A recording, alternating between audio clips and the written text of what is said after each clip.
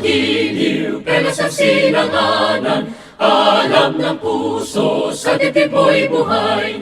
Lupang hinirang, duyan ka ng magiting, sa manlulupig, di ka pa sisiin. Sa dagat at bundok, sa simoy at sa langit mong bukaw, may nilagang tula at awit sa paglayang minamahal. Ang kislap ng watawat mo'y tagumpay na nagdiningning, ang bituin at araw niya kailan pa may magdidilim. Lupa ng araw ng walhati pagsinta, buhay langit sa piling mo. Ang hinigaya na pag may mga api, ang mamatay ng dahil sa'yo.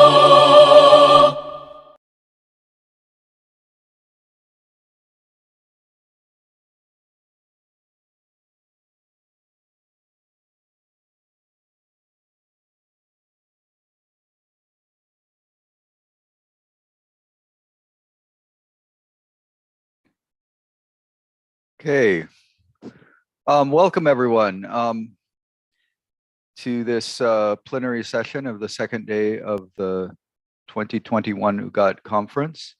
My name is Eric Thompson. I'm from the National University of Singapore, and I will be the moderator for this session. One thing before we get going, I'd just like to note that we'd welcome people who will have questions at the end of the talk to put your questions into the chat box. If you can write them in the chat box, you could just write a short comment of the question, and then I'll call on you to ask your question in the order that we receive them. Without further ado, it's my pleasure to introduce our plenary session speaker for today, which is Professor Alexander Tan. Professor Tan is the head of the department and professor of political science and international relations at the University of Canterbury. He's also honorary professor of the New England Defense Force Command and Staff College, as well as being a fellow of the John Goodwin Tower Center for Political Studies in Dallas, Texas, USA, and University Chair Professor of Political Science Adjunct and the Taiwan Institute of Governance and Communications Research at the National Chengchi University in Taiwan. So he wears many hats. He received his PhD from Texas A&M University, and he has an MA from the University of California, Santa Barbara, and his bachelor's degree was from Ateneo de Manila. He's also been a visiting scholar at numerous universities in the United States, the UK, Germany, Croatia, Japan, and Taiwan. So someone with very extensive international experience. He's an award-winning teacher at the University of Canterbury, and also has published very extensively in areas of political politics, political parties and elections, political economy, Asian politics, and international affairs. So we're very pleased to have him as a keynote speaker today at the UGAT conference.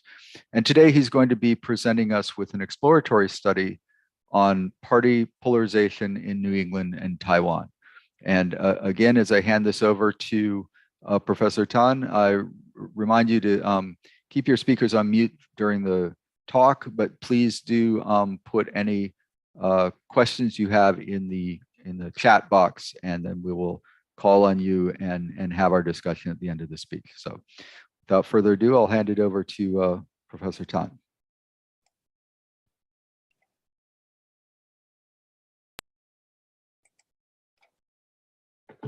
Thank you. Can everyone hear me? Yeah.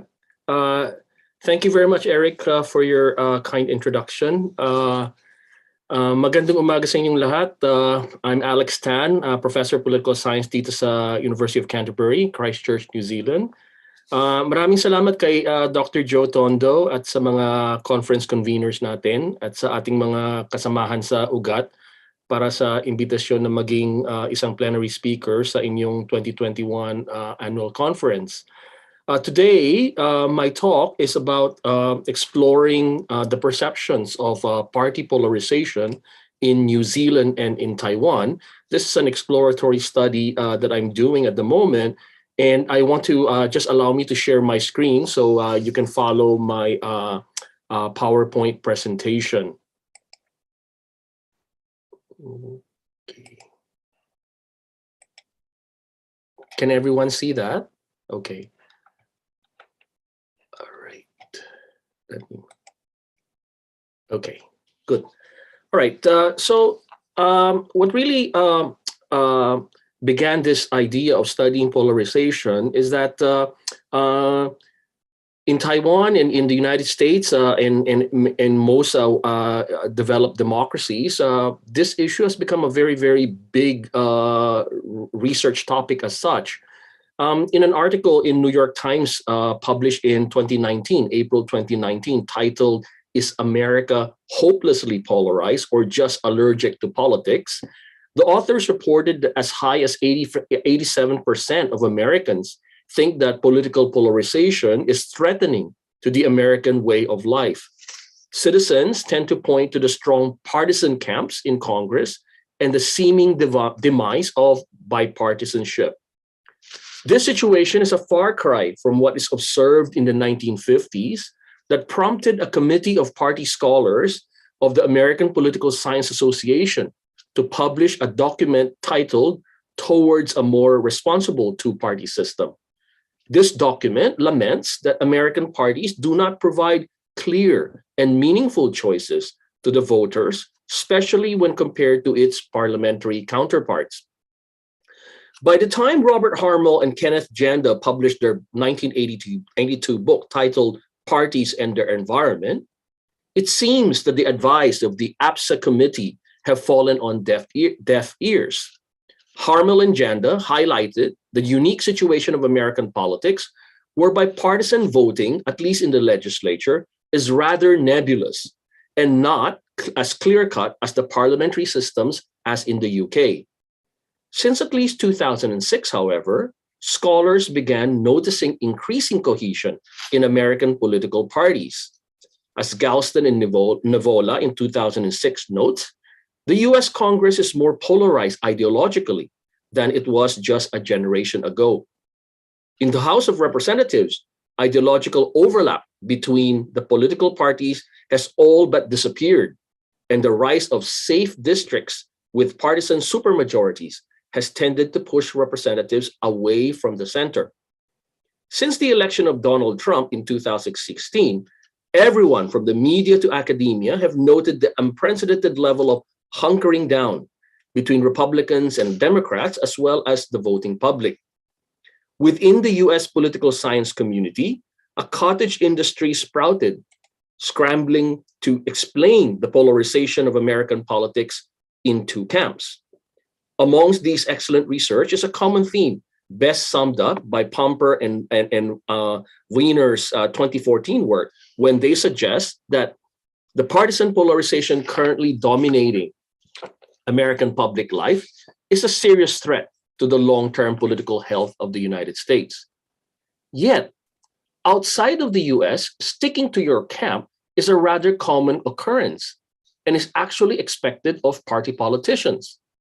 In Westminster systems such as New Zealand, for example, partisanship at the legislative and the voter levels are strong, and crossing the aisle is rather rare. In parliamentary systems, party polarization do not seem to carry as much negative connotation as those expressed by scholars of American politics, for example. In Taiwan, partisanship has been quite pronounced for some time, leading scholars to note that partisanship at the elite level is very, very clear. While bipartisanship is not necessarily a part of Taiwan's political parlance, as in the United States, there seems to be a shared sentiment, though, that there is the bad effects of polarization. The variance in these views regarding polarization leads me to ask the question, why do we see this difference in sentiments? So in this exploratory study that I'm doing and I'm presenting today, I examine the state of party polarization in Taiwan and in New Zealand and offer some tentative observations of why and how we can explain these different sentiments.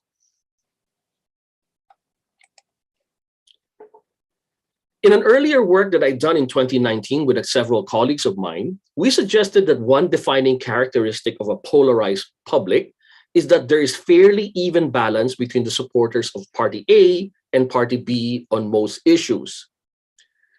In the case of political parties, Hetherington, in his work in 2011 work, suggests that there are two features that characterize polarization: increased party strength and ideologically distinct policies. Ideologically distinct policies allows voters to be able to distinguish parties more easily. Clear, distinct, programmatic parties help voters to identify with their preferred political parties, making the voting calculus a lot simpler. In more than one ways then, clear and distinct programmatic parties allow political parties then to perform its representative, linkage function, as well as its interest aggregation and interest articulation functions. In multi-party systems, polarization is a feature of the party systems as political parties compete to differentiate themselves from a crowded electoral market, so to speak. In two-party systems, Downs, for example, suggests that political parties would tend to converge towards the center of a single ideological continuum. The centrifugal forces would force these parties to move to the center, presumably capturing the large number of median voters in this single peak ideological continuum. This would imply that polarization can be affected by the number of competitive political parties.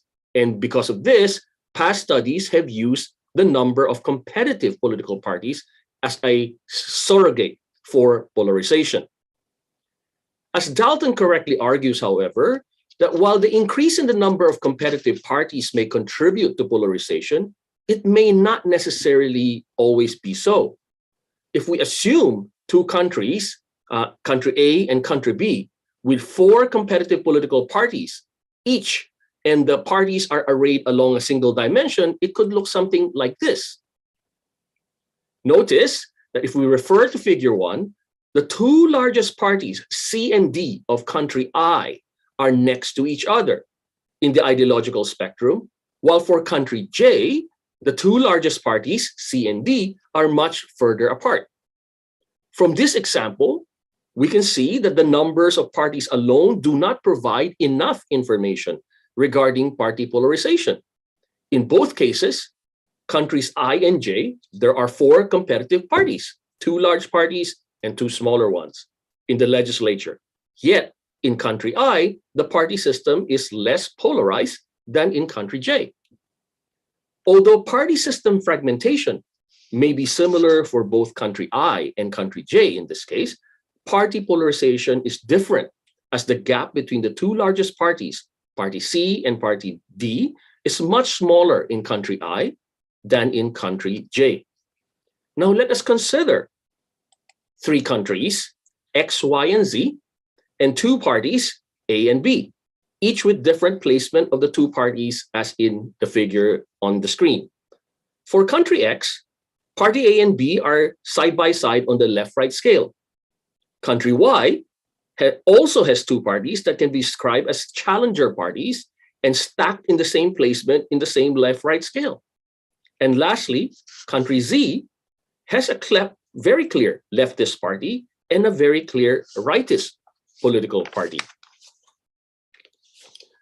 For these 3 hypothetical cases, country Z's party are furthest apart and allows their electorate to distinguish between these 2 parties.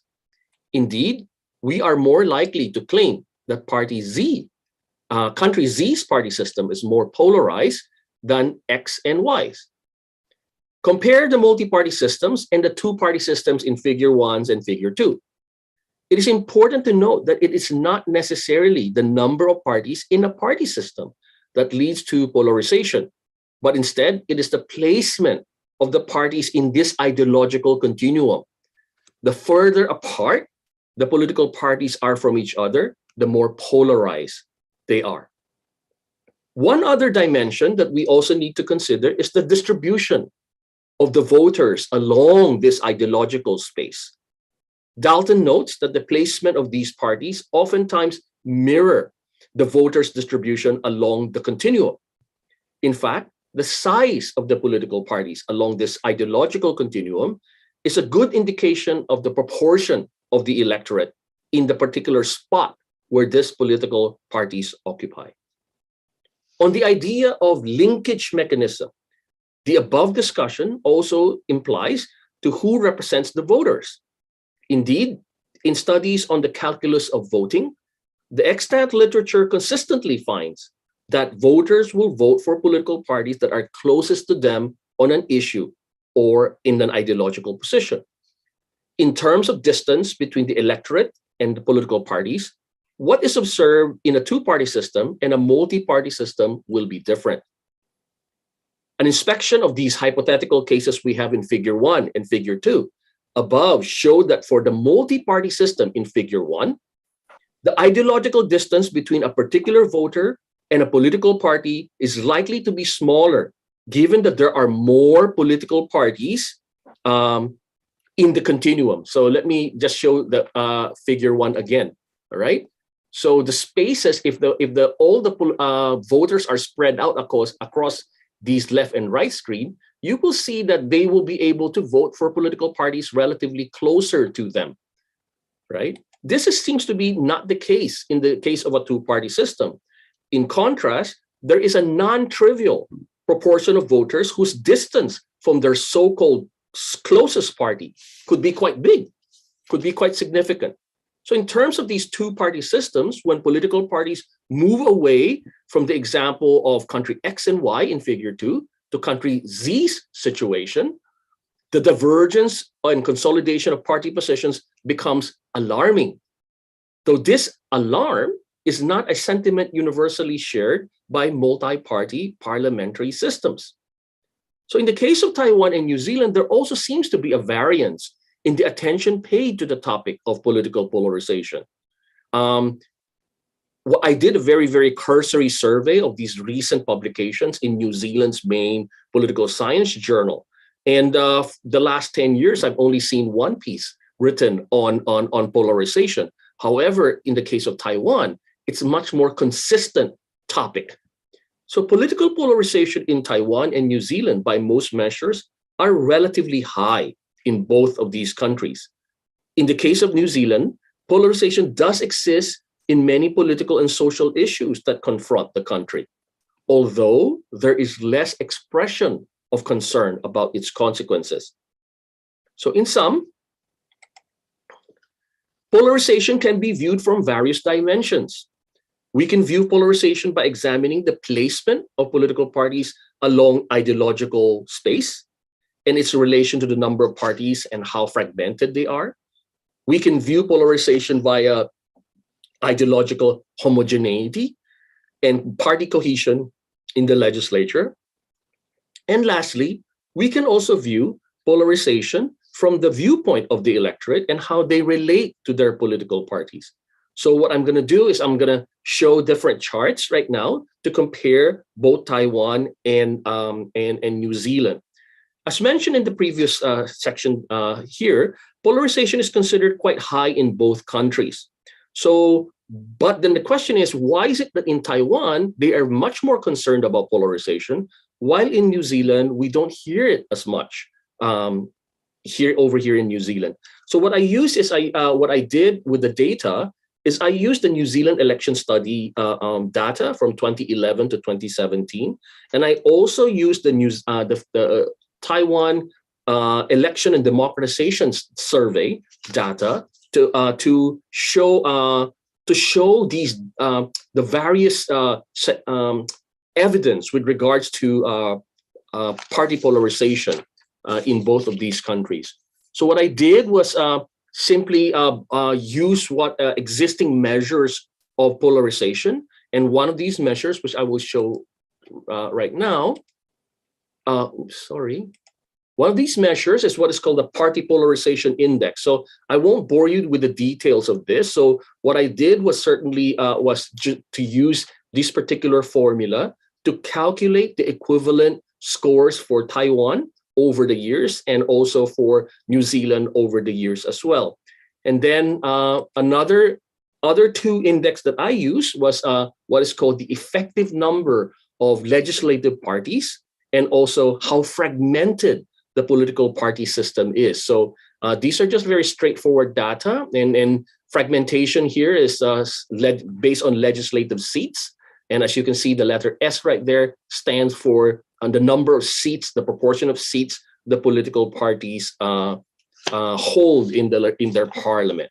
Okay, so and then I had these voter placement scores that I also used to compare how the voters place themselves along these left-right scale in Taiwan and in New Zealand, and then compare the two.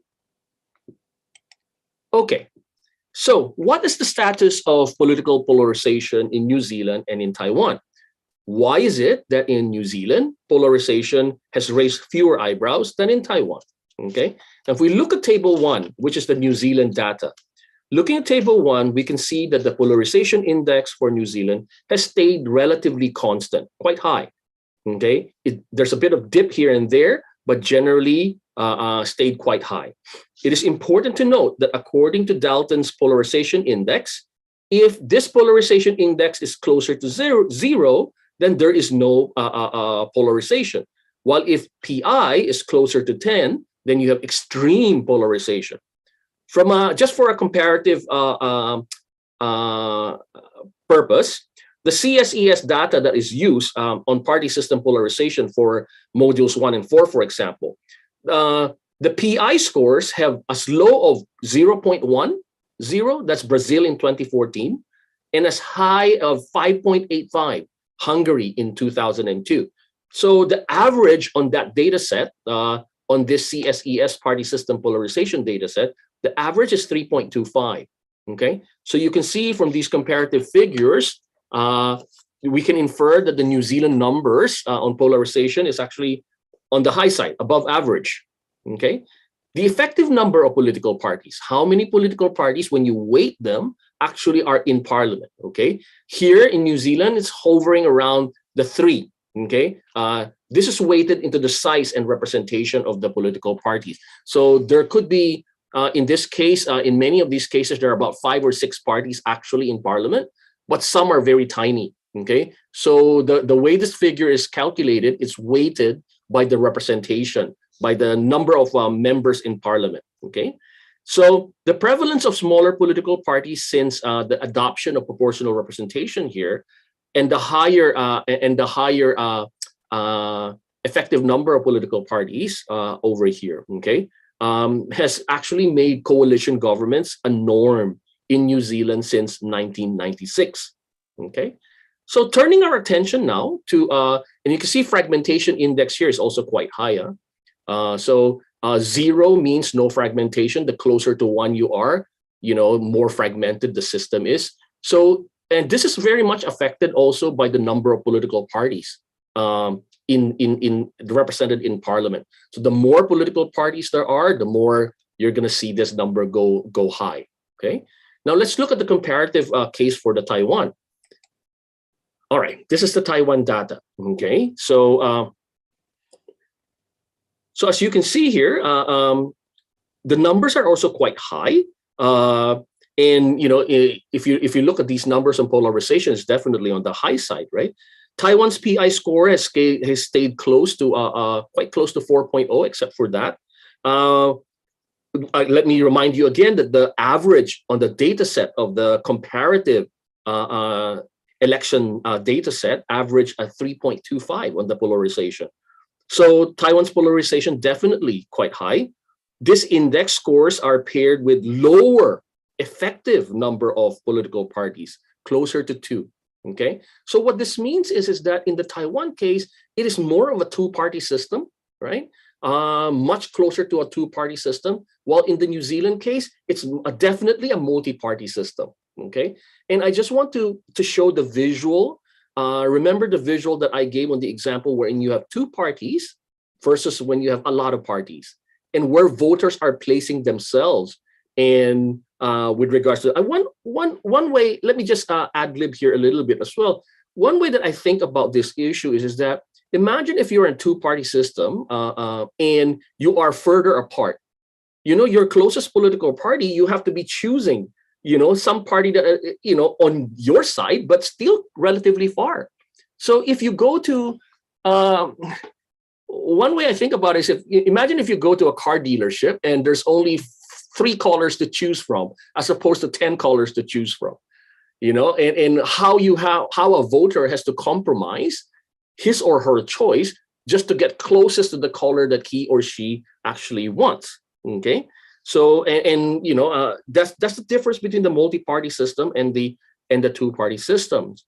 So the figures here would indicate that here as well, that in the fragmentation index, that in the Taiwan case, increasing party cohesion also within the Taiwan case. This is an exception, a slightly higher, but Taiwan is, you would say that is still a strongly two-party system.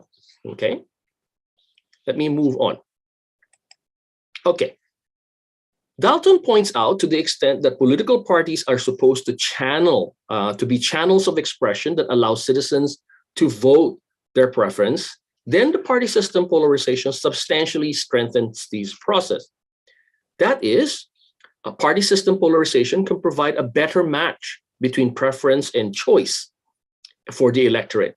He argues, though, that fractionalization of the party system, the fragmentation of the party system, has less impact on this particular relationship, but admits that the number of parties is a good representation of party diversity. Yet, we can also argue that if preferences are diverse and choices are equally diverse, then it follows that there is a likelihood that preferences can be better matched and paired with the choices available. It follows also that if preferences are diverse and choices are limited, then the match will be relatively poorer. In comparing the New Zealand and Taiwan data, we can see that both countries share a high level of party polarization, but diverge in the effective number of parties and the fragmentation of the party system. New Zealand's high polarization index is accompanied by an equally fractionalized party system. Figure 3 is the voter placement of New Zealand political parties from the New Zealand election study in 2014. The visual representation of the placement of New Zealand's parties showed that the party system is clearly polarized. However, because there are more political parties in the multiplicity of preferences here, it is better matched with the number of available party choices, so to speak. The situation is not similar for Taiwan, as the data in Table 2 can attest. In this instance, the greater polarization of the party system in Taiwan is not equally matched by the number of party choices. Overall, despite the high level of polarization, supposedly offering distinct positions, party system polarization in this case only serves to accentuate the clear differences between two parties without providing more choices to the electorate. So polarization can also be observed in the level of party cohesion within the legislature. In the United States, in the case of the United States, there's been an increasing trend of parties now more clearly far apart than in the past. So using measures of party cohesion, I was able to take a look at what's happening within Taiwan as well. And what we can see is that party cohesion in Taiwan is on the rise. And that roll call voting in the legislative yuan, which is their legislature, are increasingly becoming a thing of the past, as majority in the legislature has been able to successfully shepherd its bill to the final reading. So let me show you, these are some of the cohesion scores that we can see in Taiwan. From this particular table that I borrowed from Sheng's 2008 article, it shows the changes in party cohesion in the legislature in Taiwan from 1996 to 2008. The general observation that one can make is the obvious increase in party cohesion from 96 to 2008. More interesting, however, is the fact that of the two major parties, the DPP this one right here, which is the current governing party, DPP's party cohesion is consistently high. Since 2000, DPP's party cohesion has stayed above 0.85. The KMT, on the other hand, which is now the opposition party, but used to be the authoritarian hegemonic party, has low levels of cohesion prior to 2002, and then slowly increased from 2002 onwards. In Taiwan's semi-presidential system, the separate survival and separate origin of the legislature operates more like the US Congress, okay, and the US presidency, and unlike a Westminster parliamentary system. This is especially true of the KMT members, where the low level of party cohesion also indicates relatively poorer party discipline, amongst a host of other reasons that other scholars have pointed to. For our purposes, it is sufficient to point out that the increasing party polarization is clearly a consequence of the KMT becoming more ideologically homogenized internally. From the data provided, as you can see, since the 5th legislative yuan, the two major parties have become more cohesive. The high level of party cohesion and internal homogenization of the two major parties certainly contribute to party polarization, which concurs with scholars other scholars that have written about it as well. Table 4 here provides another view of the increasingly cohesive party as shown by party line voting. In Table 4, I only showed the top level of party vote, where at least 80% of one's party members stands in opposition to at least 80% of the other party's members. It is very clear that since the 3rd legislative yuan, the KMT and the DPP has become much more cohesive, as evidenced by their roll call voting. Sheng and Huang in 2016 provided another viewpoint of the increasing cohesion of Taiwan's legislative yuan through the use of party negotiation mechanism for legislative bills. In this very excellent work, they show that in the 8th legislative yuan from 2012 to 2016, there is the decline in the use of roll call voting, as party cohesion and party line voting have increased. The increasing strength of party line voting certainly solidifies the view of polarization in Taiwan. In the case of New Zealand, since the introduction of the mixed member proportional representation system in 1996, which is the 45th parliament right here, party vote has been a standard feature of the New Zealand parliamentary politics.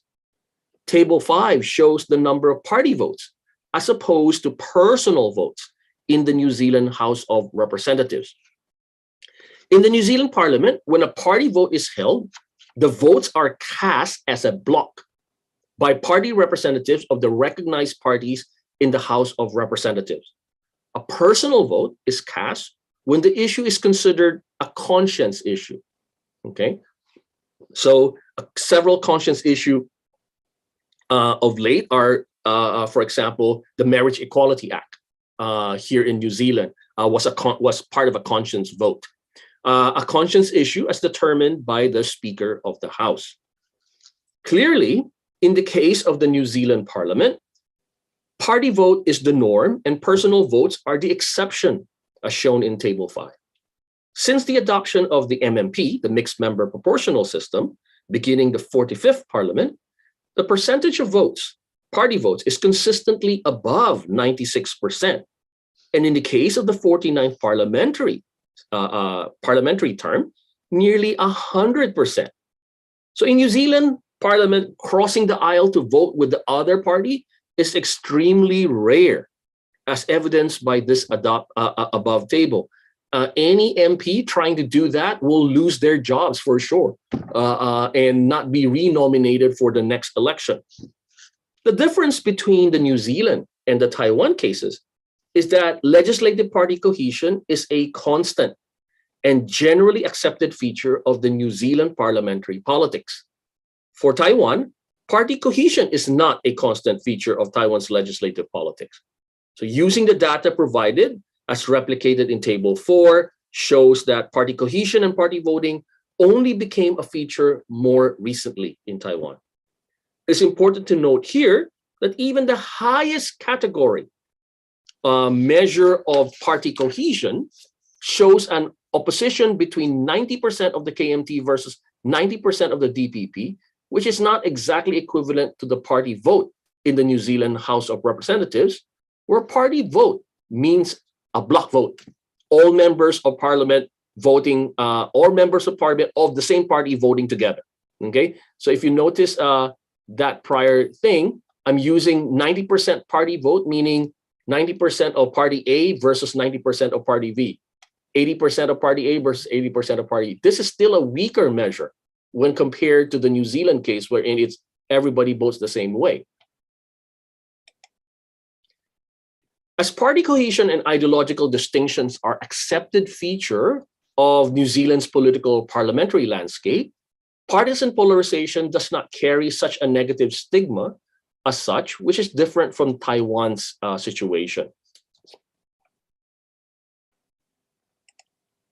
So besides parliamentary party cohesion that supports the view of party polarization, we can also view it from the vantage of the voters. So how do voters see themselves in their own country's ideological spectrum? So I'll show, I have figure 3 and figure 4 right here that I will show later on. So in figure 3, what we see here are the case for the New Zealand case, okay, and how voters are placed here. I used the 2014 and 2017 New Zealand Election Study Survey data to construct the voter distribution along the left-right scale. And in the figure 4 for Taiwan, I used the Taiwan election and democratization data. So if we refer now to figure 3, the self-placement of the New Zealand voters, according to the New Zealand election survey data, actually quite curious, given the general impression that New Zealand voters are more left of center than slightly right of center. While there seems to be a general self-identification as right of center from 2014 and 2017, data on figure 3 seem to indicate that New Zealanders perceive themselves to be center or center-right. The 2014 election was won by the center-right National Party, where voters place it at 7.08 in the continuum. In 2017 election resulted in the National Party gaining plurality of parliamentary seat, but not being able to form government because the Labour-led coalition was able to get enough partners to join them to form majority cabinet. In terms of how the average voters relate to two major parties, Labour Party and National, these are the two major parties in New Zealand. National is the right of center Conservative Party. Labour is the left of center Social Democratic Party. Table 6 provides another perspective on the gap between the mean voter position on the left-right scale and the two major parties. So in 2014, the weighted voter position on the left-right scale is 5.76. This position moves slightly to the left in 2017 to 5.23. However, in 2014, voters, when they look at how they position the parties, voters place Labour at the average, on average about 3.23, and National at 7.08, showing that the average voters feel closer to, in this case, to National, a gap of 1.32, than to Labour, or the gap of 2.53. Indeed, National won this election and formed the government. So considering these two poles of New Zealand politics, then the total gap from the voters' mean position to the two major parties is 385, roughly. In 2017, the voters moved slightly left to a weighted mean position of 5.23, while voters perceived that Labour moved to the right to 3.83, while National moved further right to 7.29. This time around, voters' gap with Labour shrunk to 1.40, while the gap with National increased to 2.06. So the evidence in figure 3 and the table corroborate what others have written finding that while New Zealanders became slightly more ideologically sorted over time, there is little evidence of social sorting as such by party vote. Figure 4 is the self-placement of Taiwanese voters on the independence to unification scale. This is the main dividing line in Taiwan, all right? So are you more pro-Taiwan independence? Are you more, China-friendly and pro-unification? Although that is becoming less and less, as you can see in that position. The centrist position here is a preference for the status quo. Okay, so what you see here is status quo preference, neither unification nor independence. Taiwanese voters' status quo position has been quite consistent over the years, with the most recent survey showing over 45% of the voters. The relatively large drop from 2016 to 2020 figures is likely an effect of the Hong Kong pro-democracy protests and China's strong reaction to the supposed one country, two systems model that they were supposed to be applying in Hong Kong. Except for the position of outright independence that command above 10% of the electorate, all other positions in the continuum, except this centrist status quo right here, have less than 10% of the voters. Table 7 shows how the Taiwanese voters relate to the two major parties on the independence versus unification scale. The 2020 weighted mean voter position is quite drastic change from prior positions. From 2008 up until most recent national elections, the mean voter position is definitely closer to the status quo.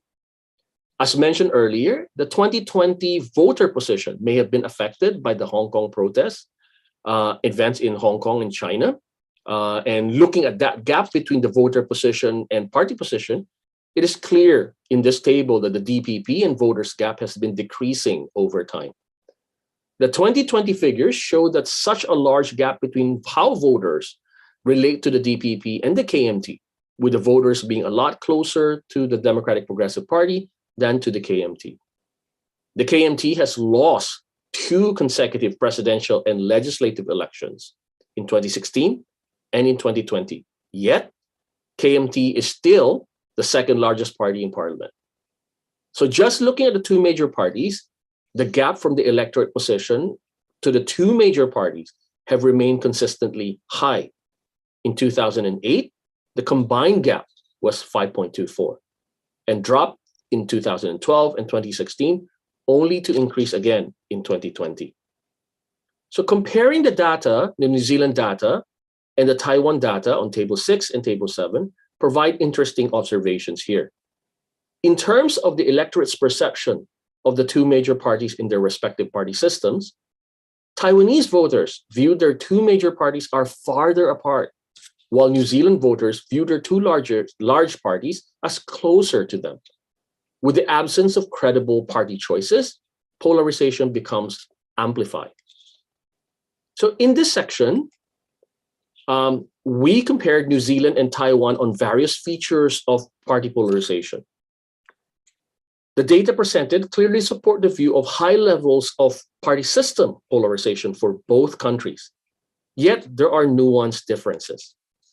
In comparing these two countries, we find that there are differences in the dynamics between polarization and fragmentation or fractionalization, consistent and lengthy experience of high level of party voting in the legislature, as well as the ideological gap between the voters and the two major parties. These nuanced differences may have contributed to the variance and the differences in sentiments about the concern for a high level of polarization in Taiwan and not so much concern of this level of polarization in the case of New Zealand. Scholars such as Bill Crotty in 2014 argues that polarization is a term meant to describe the condition of hyperpartisanship, policy representational imbalance, and institutional paralysis that combine to make contemporary governing so problematic. While others suggest that polarization have desirable outcomes, such as increased voter turnouts, more consistent ideological voting, and clear electoral options and choices for the citizens. In this exploratory work that I have presented today, I asked why there is such a difference in these sentiments. So I offered some insights regarding this difference with regards to the case of Taiwan and the New Zealand case. Needless to say, there's lots of caveat here. This is an exploratory study and really a very initial attempt to uncover the phenomenon of political polarization. Much remains to be done to strengthen the inferences made here. And besides a more systematic and rigorous test of the propositions, other factors such as the institutional designs would also need to be considered for future studies. Thank you very much. Maraming salamat.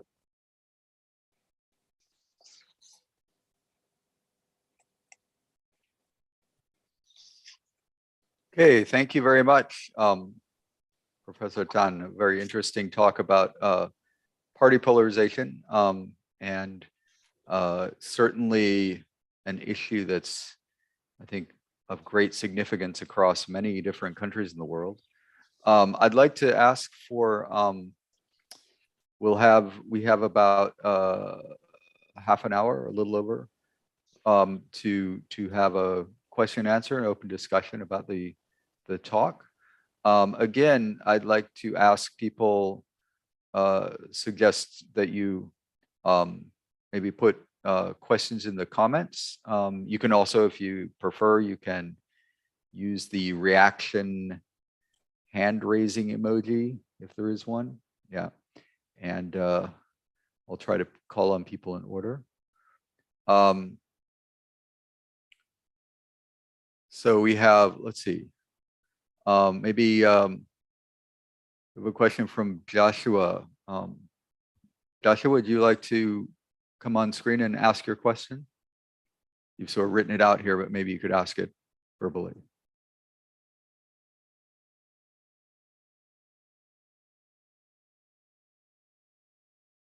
Or I could, well, if Joshua can come on the screen, we can ask it. But the question here was, Joshua says that he would agree that the precarious issue of independence versus status quo versus reunification leads to vast polarization in Taiwan. He's curious if your research also touched on whether the Aboriginal indigenous population voting in Taiwan, where older generations tend to be more conservative due to aversion to exploitation, the KMT, as opposed to younger generations who are more assertive in their identity and join the, so the older generation supports the KMT, whereas the younger generation supports DPP. Is this also seen, for example, among Maori voters in New Zealand? You want to address that? And as we're talking, other people can join in with other questions. Yeah. Thank you very much, Joshua, for the question. It's an interesting question. I think slight differences in the electoral system, in a way makes the two indigenous population have different type of effects within and influence within the politics of the two countries. In the case of the New Zealand, because we within New Zealand we have the mixed member proportional representation system has a superimposed Maori district in it, and that's number one. And number two, because there's an institutional how should I say this mechanism to address the past wrongs, so to speak, and the Treaty of Waitangi that in a way outlines the relationship between the New Zealand Crown and the Maoris, allow for Maoris to have more influence in national politics. Okay. So it is hard to say that Maoris are in New Zealand are more vote more on the progressive side. I think you can see some split there as well.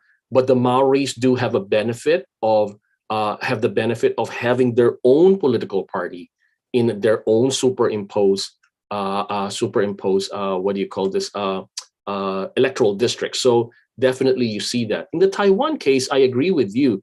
I think the older indigenous population tend to vote conservative. But much of this vote, though, I would have to say, is a lot to do with pork barreling, so to speak, that the KMT was able to use its hegemonic power back in the authoritarian days to be able to, give more favors to these regions.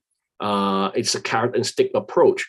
But this is slowly weakening because with the new electoral system that Taiwan has, the mixed member majoritarian system since 2008, and then of course the weakening of the governing party of KMT over time. These type of KMT's advantage in using pork barrel politics no longer is so big. Certainly, the so-called black gold politics in Taiwan has been on the drop because of the newer electoral system. And in 2017, when the KMT lost its legislative majority, the Democratic Progressive Party immediately put a reform to political parties' finance. And when they did that, it definitely took away KMT's huge financial advantage as in the past. So they're not able to do as much now. So, but yeah, this is a very good question. And the voting patterns are slightly different, you're right. But there's also the institutional setting wherein the indigenous people in Taiwan operates, and where the indigenous people, the Tangata Whenua, we call them here in New Zealand, operates is slightly different, definitely much more influential in national political life here in New Zealand than in Taiwan.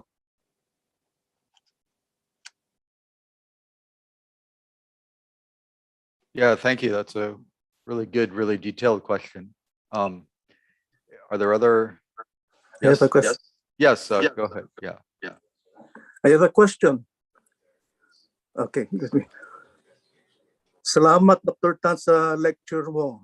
I got in late into the lecture, but I am interested in terms of the role of a developed party system regarding issues of sovereignty. For instance, in the case of New Zealand, as you recall, years back, they tried to vote whether they would secede from the Commonwealth, but they failed.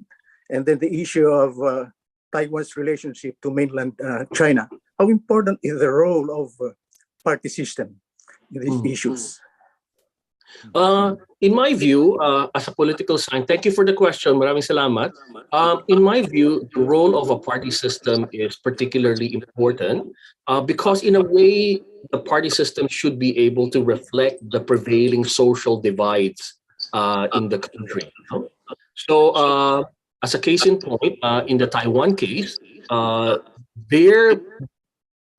of the moment, their most pressing Excuse me, just a second. Could I ask? I don't know if other people are getting this, but there's a feedback. sorry, Pons. Yeah. Thank you. If you could turn that off, I think it was getting a feedback loop. Yeah. Okay. Sorry. Go ahead. Okay. So in the case of Taiwan, their social divide, because of the unsettled issue of the unification or independence, that has become that thing that divides their society, and it really tracks back from 1949 onwards. So from 49 onwards, when the Nationalist Party was exiled from China, and then they established their government in Taiwan, they immediately, in a way, unwittingly created this divide between what they call the mainlanders versus the islanders. And the mainlanders are the people who came from China after Second World War. The islanders are generally from Fujian province or Fujian province, but they've been there generations, and they associate with the island of Taiwan more. So that party system, definitely, consolidation of that party system makes a difference. No, in the New Zealand case, it has evolved. New Zealand case has evolved over time as well. One of the big dividing lines, more recent dividing lines in the New Zealand case, was the economic recession, extreme economic recession of New Zealand in the late 1980s. So prior to late 1980s, New Zealand was quite a socialist economy, a very, very socialist economy. But then the situation of the economy was such that it cannot sustain such a highly socialized economy. That neoliberalization in the late 80s created this new divide in New Zealand. We have an economic dimension here. We now in New Zealand we have a political party that is relatively libertarian and quite anti-tax, if you will, because we have a relatively high tax regime, no? And then you have others on the left-hand side that really much more social democratic. So over time, New Zealand prior to 1996 was a two-party system, one on the right, National, one on the left, Labour. But after 1996, with the proportional representation system, it's spread out a bit more. We now have New Zealand Greens on the left-hand side. We have anti-immigrant parties. We have libertarian parties on the right-hand side. So yes, I think by having this multi-party system, it reflects New Zealand society has always been diverse anyway. So the 1996 shift from a first past the post, plurality style election to a proportional representation style election allowed for this diversity to actually show in the legislature. And that linkage mechanism is very important. And I think it's very important for democracies, having strong political parties in the sense of good linkage between institutionalized political parties, good linkage between people and party, is very important, because political parties serve as a linkage mechanism between state and civil society. That's how I view it. Thank you. Maraming salamat ho. Yeah, thank you for the question. I think, yeah, we had a question from Joe. Can I have a follow-up? Question? Very briefly, yeah. Yeah, very briefly. Dr. Tan, you Yes. mentioned something about institutional design in terms of addressing polarization and fragmentation. Can you comment on the situation in the Philippines, where we have an extremely undeveloped party system? What do you see as the ways forward towards establishing a kind of more mature political system? Yes. Thank you very much. That's always been a big concern. No, I've written a little bit about the weak party system in the Philippines, and part of it is also, and you are very correct there, sir. One of the big problems that we have is that the institutional incentives are such that there's no incentive for party politicians in the Philippines to nationalize. Okay, so in a way, you can. If you look at how Philippine political parties operate, they look more like personal electoral vehicles rather than that bridge between civil society and the state. Okay, and the reason for that, and why in the Philippines we are not able to create or have these national political parties that serve as with very extreme, strong party discipline, loyal, programmatic parties, and all of that, is because of the way the Philippine political institutions are created in such a way. The incentives are not there for political actors to band together. Okay, there's more incentive for them to decentralize. Okay, so as you can see, it's very interesting to see how different acronyms. We're running out of alphabet to have different acronyms for our political parties, seriously. Kasi, what is happening is because the politicians are not incentivized to work together. They only come together at the time of election, but not in between the elections, And part of the reason to me is the political design itself. Where does power reside? Do you give the power to the local the provincial authorities, and if they can capture power there, why would they want to need to capture the power in Manila? You know, so my undergraduate degree is in economics, and my master's is in economics. So I tend to come from a much more rational choice, strategic, and cost-benefit analysis on this. So any institution will provide certain do's and don'ts. No, so if you think of that. So in the case, I'll give an example of a recent a work that I've published with several colleagues in 2016 about the effect of electoral system as a case in point. In the case of Taiwan and the case of Japan, both of these countries decided that they will have the so-called mixed member two-vote majoritarian system. Okay, two-vote. So what happened is, in Japan, when they established and created that mixed member majoritarian law, electoral system, Japan failed to converge in their party system. They still have quite a number of political party system. But in the case of Taiwan, it immediately converged to two-party system. And our study shows that the effect of that actually is in the design, the difference between a parliamentary system, in this case, and the case of Taiwan, a semi-presidential presidential system. Okay, so in the parliamentary system, you do not need to capture that national presidency to get the benefits of office. You can get 10%, 20%, you will still be able to be a coalition member, right? And being a coalition member, you can also be a cabinet member. You can still have some play in the national politics. In Taiwan, if you do not capture the presidency, you don't get to play in the national politics, right? So the incentive is to come together, right? So the same thing is come together. Now, in the Philippine case, it's unique because of the power distribution and decentralization of power in certain instances, right? We also have a system wherein you have a separate power system. We have senators, 25 senators that act presidential, right? 25 senators that act presidential have the same overlapping constituency as the president himself or herself.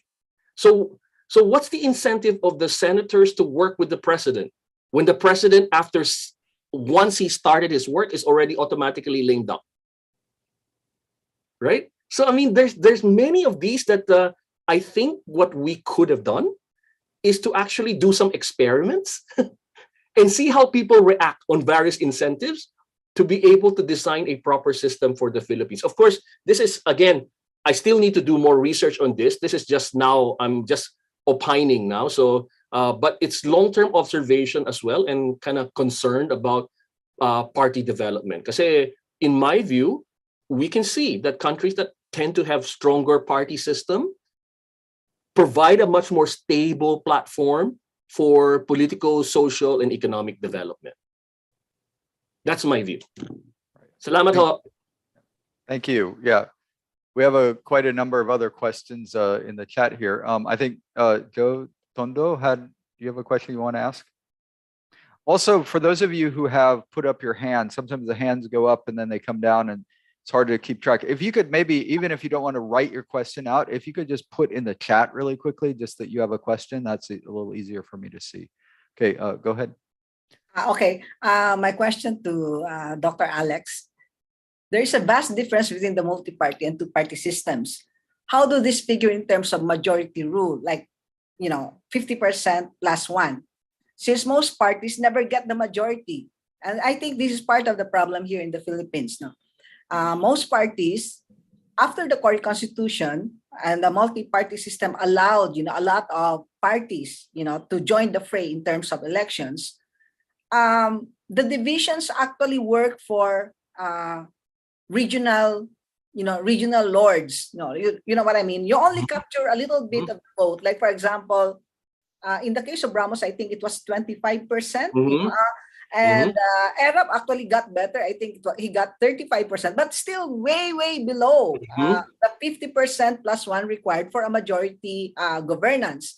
And I think this contributes to the fractiousness, between even Yes. the Senate and the President. So will you agree that voters in Taiwan and New Zealand have a better grasp of the ideological differences between their parties, perhaps compared to Filipino voters? Because Filipino voters tend to vote within the region. So that's why I'm predicting that the North will go for Bongbong Marcos, the South will go for Sara Duterte, and and Bicol region will go for Lenny Robredo, and all the rest would be infighting between Isko Moreno and the rest. And it's actually frightening because you can a little bit predict how the regions would vote, because regions are very, very Filipinos vote very personally in terms of language. Whoever can speak their language get their vote. And this is quite, for me as an anthropologist, a bit frightening because I know the risk of a wrong leader. Thank you. Thank you very much, Joe. Great question. And one of the key issue that we can see also, and why we're seeing this in the Philippines, is because we don't have political parties that can speak and be the bridge between civil society and the state. There's never been a tradition in the Philippines of programmatic political parties as such. We have Philippine politics is very personalistic politics as such, and then you mentioned the regional effect as a result. But in a way, it doesn't have to be like that. We do see countries that are also fractures with regards to region. But over time, you will have political parties that will represent those regions. For example, Canada, as a case in point, in Western Canada, they have political parties in Western Canada that don't see similarly as the Bloc Québécois or the Liberal Party or other political parties. You see what I mean? But it represents very regional interests. For example, Alberta political parties that represent Alberta interests as opposed to Parti Québécois. Because Parti Québécois will not have more influence outside of Quebec. They just run on their own show. But in the Philippines, we don't even have that. We don't even have these mechanisms of political parties even representing, let's say, Visayan interests or Mindanao interests or Bicol interests, or we don't have that. What we have are personal electoral vehicles. Okay. Now, yes, multi-party and two-party is quite different. In a multi-party system, the compromise is to work towards the majority. But in the Philippines, we have designed a political an election system that, to me, exacerbates mandate uncertainty. Okay, what do I mean by that? You were just alluding to the fact that Fidel Ramos was elected with less than 30% of the vote, right? 20-some%. I remember, So I'll be generous. Let's say 26. Okay. So, but it means to say that 3 in 4 Filipinos did not vote for him. So if you get elected with 26% of the vote, number one question you have will be, so is your program approved by everybody else? And what is your mandate to do anything? And then you are also at the same election as the senators. And then there are senators who got over 50%. So tell me, will the senator need to listen to you when we have the same constituency and actually have more vote than you? Right? So we actually designed systems that allow for bad behavior, so to speak. It incentivizes, this type of behavior that senators do not have to cooperate with. Why would I cooperate with a president less popular than me? That's number one question. And number two, why can't we don't have to reinvent the wheel as such in the Philippines, because there are examples of what we call manufactured majority. How do we do this? And this will, in my view, I've been observing quite a bit of the drama surrounding these nominations in the Philippines lately, and I've been following some Viber talks amongst my classmates. So I've been a bit in tune of these late nominations and rejigging of the team and all of that stuff, right?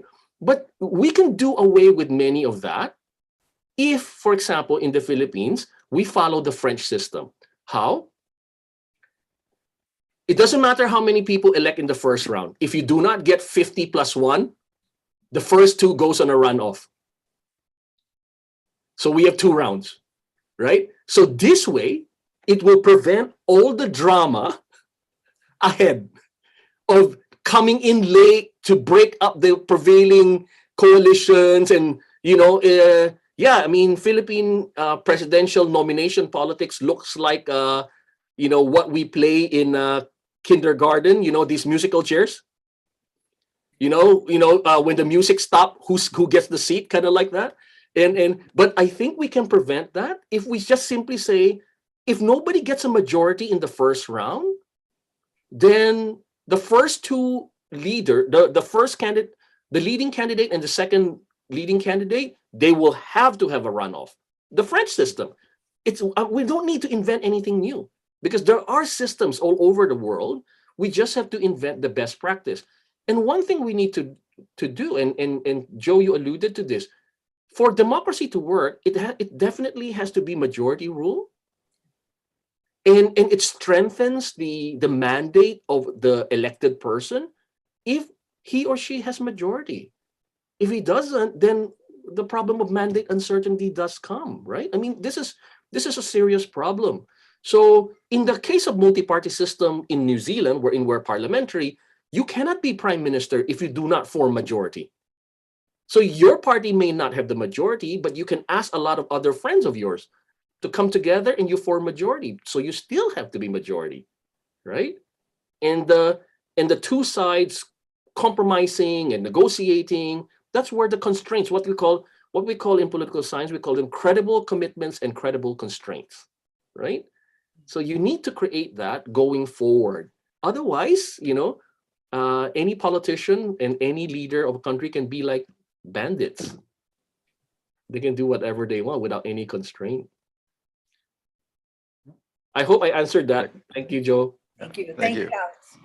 Yeah, thank you. I just wanted to say, okay, we just have about 10 minutes left actually for this session, and there's a number of questions. I'd kind of like to try to hit all of the questions that have been posed. So maybe what I'll do is really quickly summarize the questions that are in the chat, and then also I think Mark Ritchie has had his hand up, and I'll call on him. So in the chat, there were a couple of questions. One was about whether the current politics in Taiwan is leading more towards unification or more towards independence, and whether that and what sort of effects that is having potentially on Philippines-China relations. Then there was a couple of questions. It's a little bit about technicalities of Philippines politics.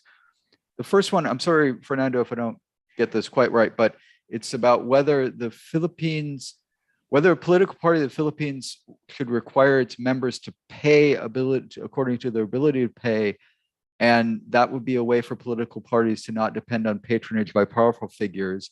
And then the second one is fairly straightforward, whether or not like doing the kind of second round voting you suggested would require a constitutional amendment. And then I think there's one.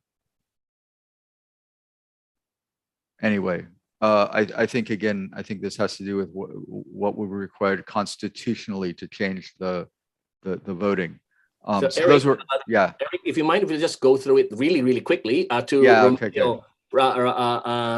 then Mark has a question on the unification of Taiwan. It's leading Taiwan right now, moving more towards independence. And that's one reason why you're seeing China sending a lot of airplanes. They're just trying to scare the Taiwanese. The implication to Philippine-China relation, it could be very complicated, I think. Watch that space, I think. There's no way the Taiwanese, the young voters in Taiwan, from anyone from 36 and under, have never lived in a Taiwan that is not a democracy. And these young people do not view themselves as Chinese. They view themselves as Taiwanese more than they are Chinese. Culturally Chinese, but they are Taiwanese. That's how they view themselves. Okay, so big distinction. Yeah. It will complicate it. I've also heard that a lot of, there's been a pretty strong reaction to what's gone on in Hong Kong with the so-called two-party system as well. Right? That's right. That's right. Well, they've always say the mainland Chinese, the Chinese government, Xi Jinping is saying, well, if you come back to the fold, You can do whatever you want, right? I mean, one country, two systems. The Taiwanese response to that is very, very simple. We don't have to join you. We're already doing what we want. So why do we need to join you to enjoy the freedoms we already have? So, I mean, that doesn't make sense. And what happened in Hong Kong definitely did not help. Would it help to pay? Maybe. The question about payment for membership, taking over patronage politics. I think patronage politics is deeper than that. I don't think just payment of political party membership would necessarily solve that problem.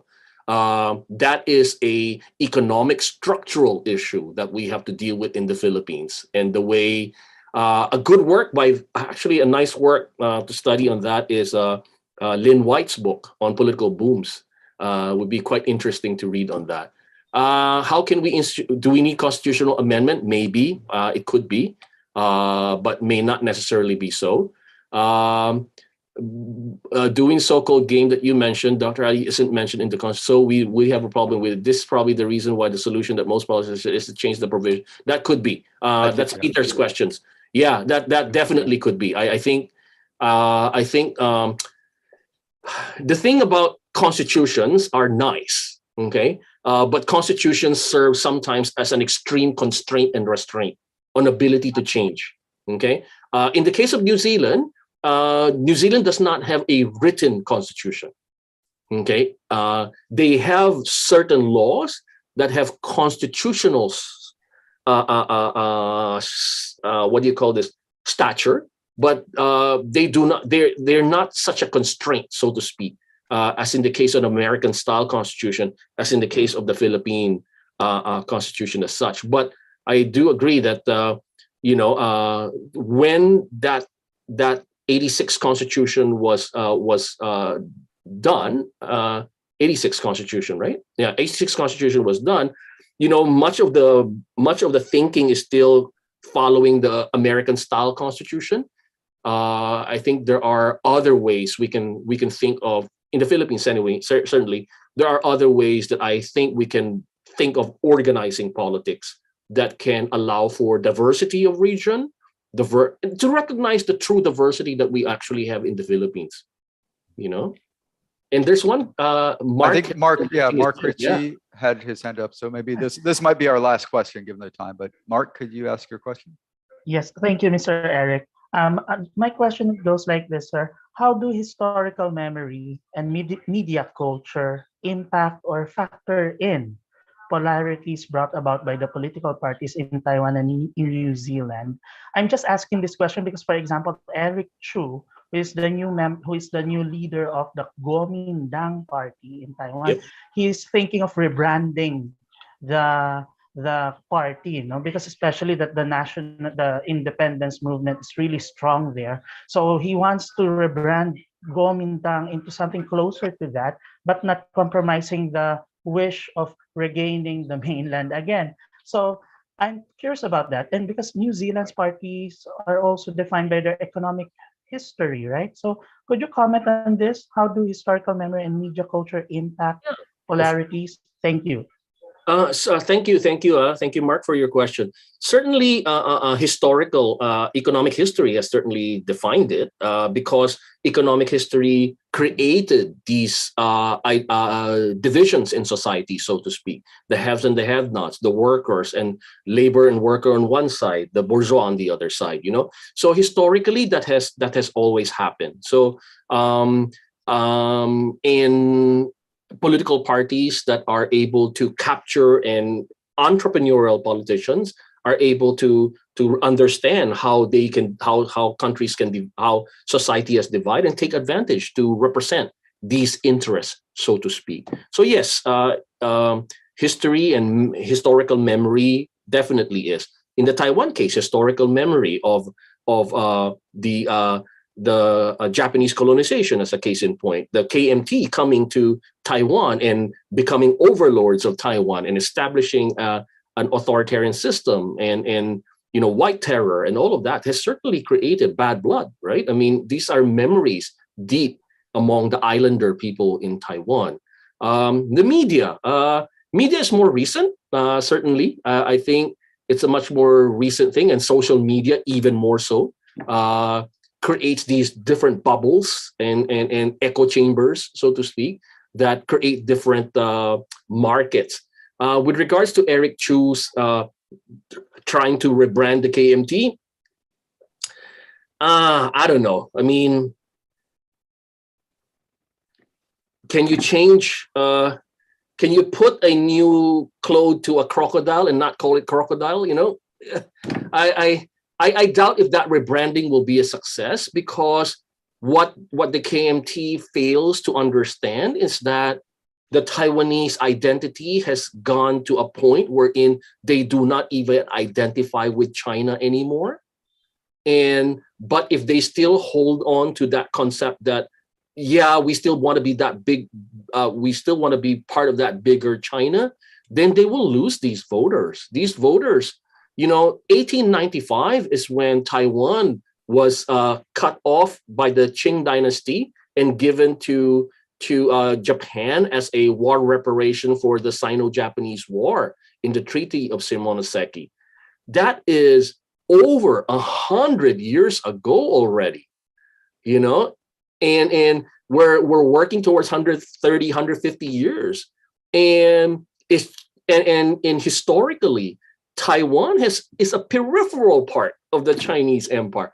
If you are a bad official or you're being demoted, you get sent to Taiwan. You know, I mean, no good official will be in Taiwan, you know, because you're so far from the center of action.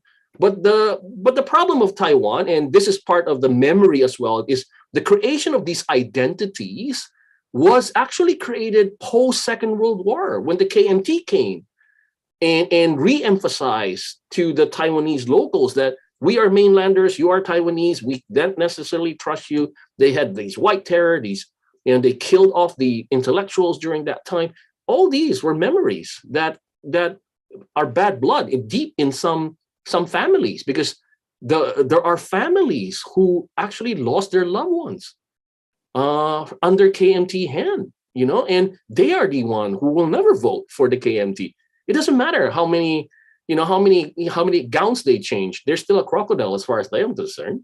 So it's really tough that way. And identity has become the big issue in Taiwan. And as long as the KMT does not understand that Taiwanese identity is actually consolidating and strengthening by the day, and if they insist on playing that Chinese identity again, I think, you know, they're going to lose out. I don't see a strong future for the KMT in Taiwan, to be honest. Thank you. Okay, yeah, thank you. Well, thank you very much for this very interesting talk. I mean, I think that this issue of political polarization is absolutely a very important one across many, many countries in the world. The ones you talked about in your talk, I think people have noted issues in the Philippines.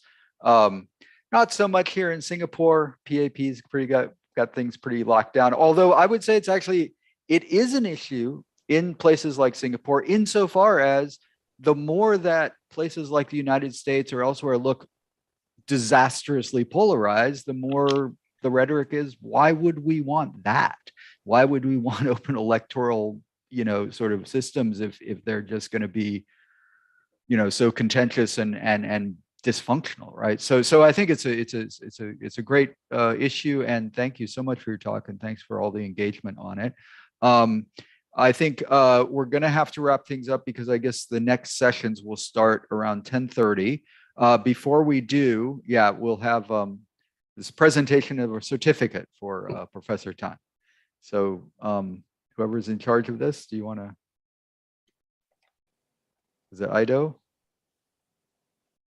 Okay, I can. Or Joe. So Okay. this certificate of appreciation is given to Alexander C. Tan for delivering a keynote speech to the UGAT conference titled "Party Polarization in New Zealand and Taiwan: An Exploratory Study" in the 43rd Annual Conference of the Ugnayang Pang-Aghamtao, Anthropologies of Decolonization and Beyond, an international conference held on December 7 to 10, 2021 online via Zoom, signed by Scuti Labastilla, Enrique Nino P. Leviste, and Jose Joel Canuday of the UGAT, IPC, and Ateneo Department of Sociology and Anthropology.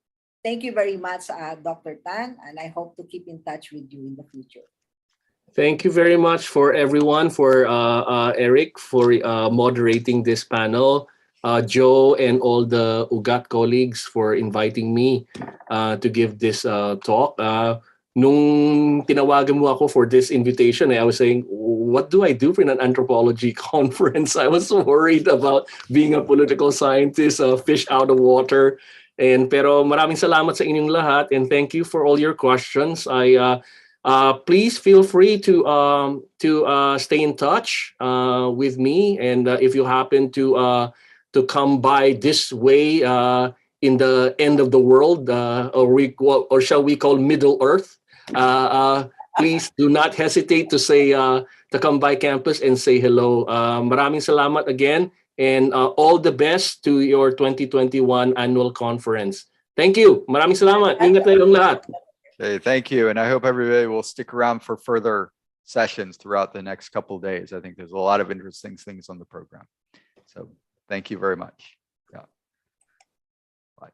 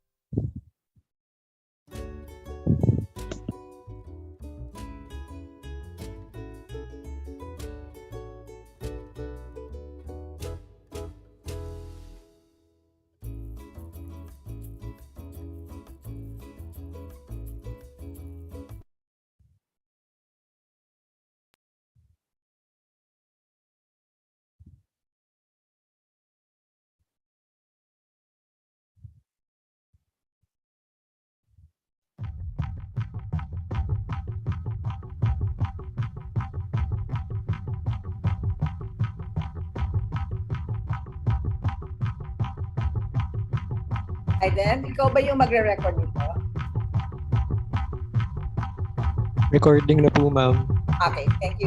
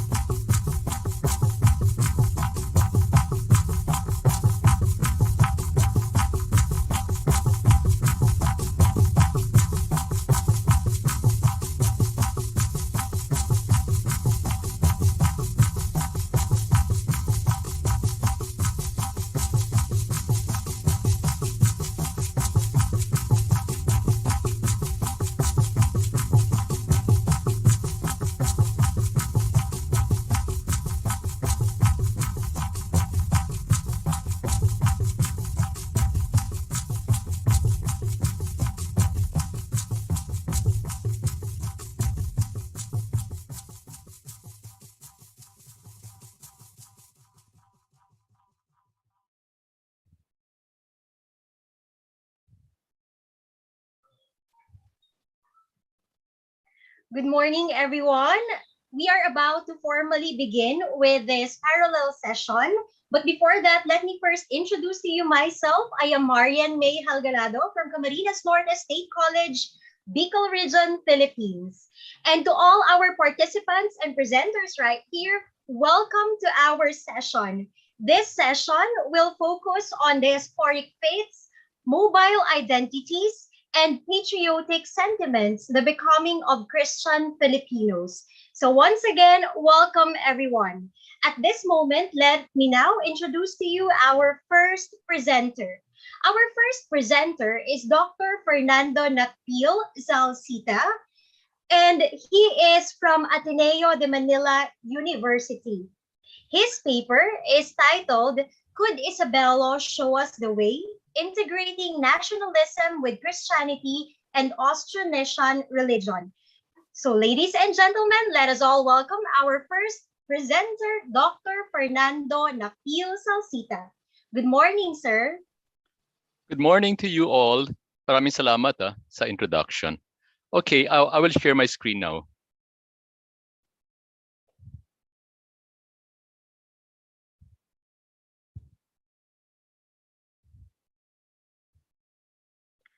So could Isabella show us the way?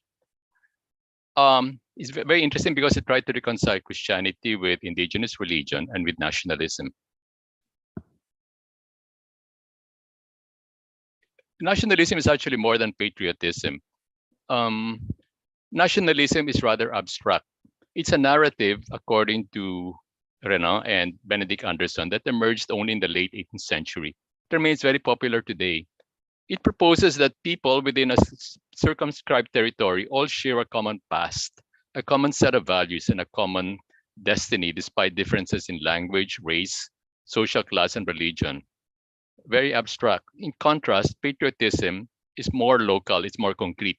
It's love for one's country or place of birth. This is present in all societies, in all cultures. Nationalism is actually associated with the revolutions that took place in the late 18th century, the 13 British colonies in Spanish America and in France.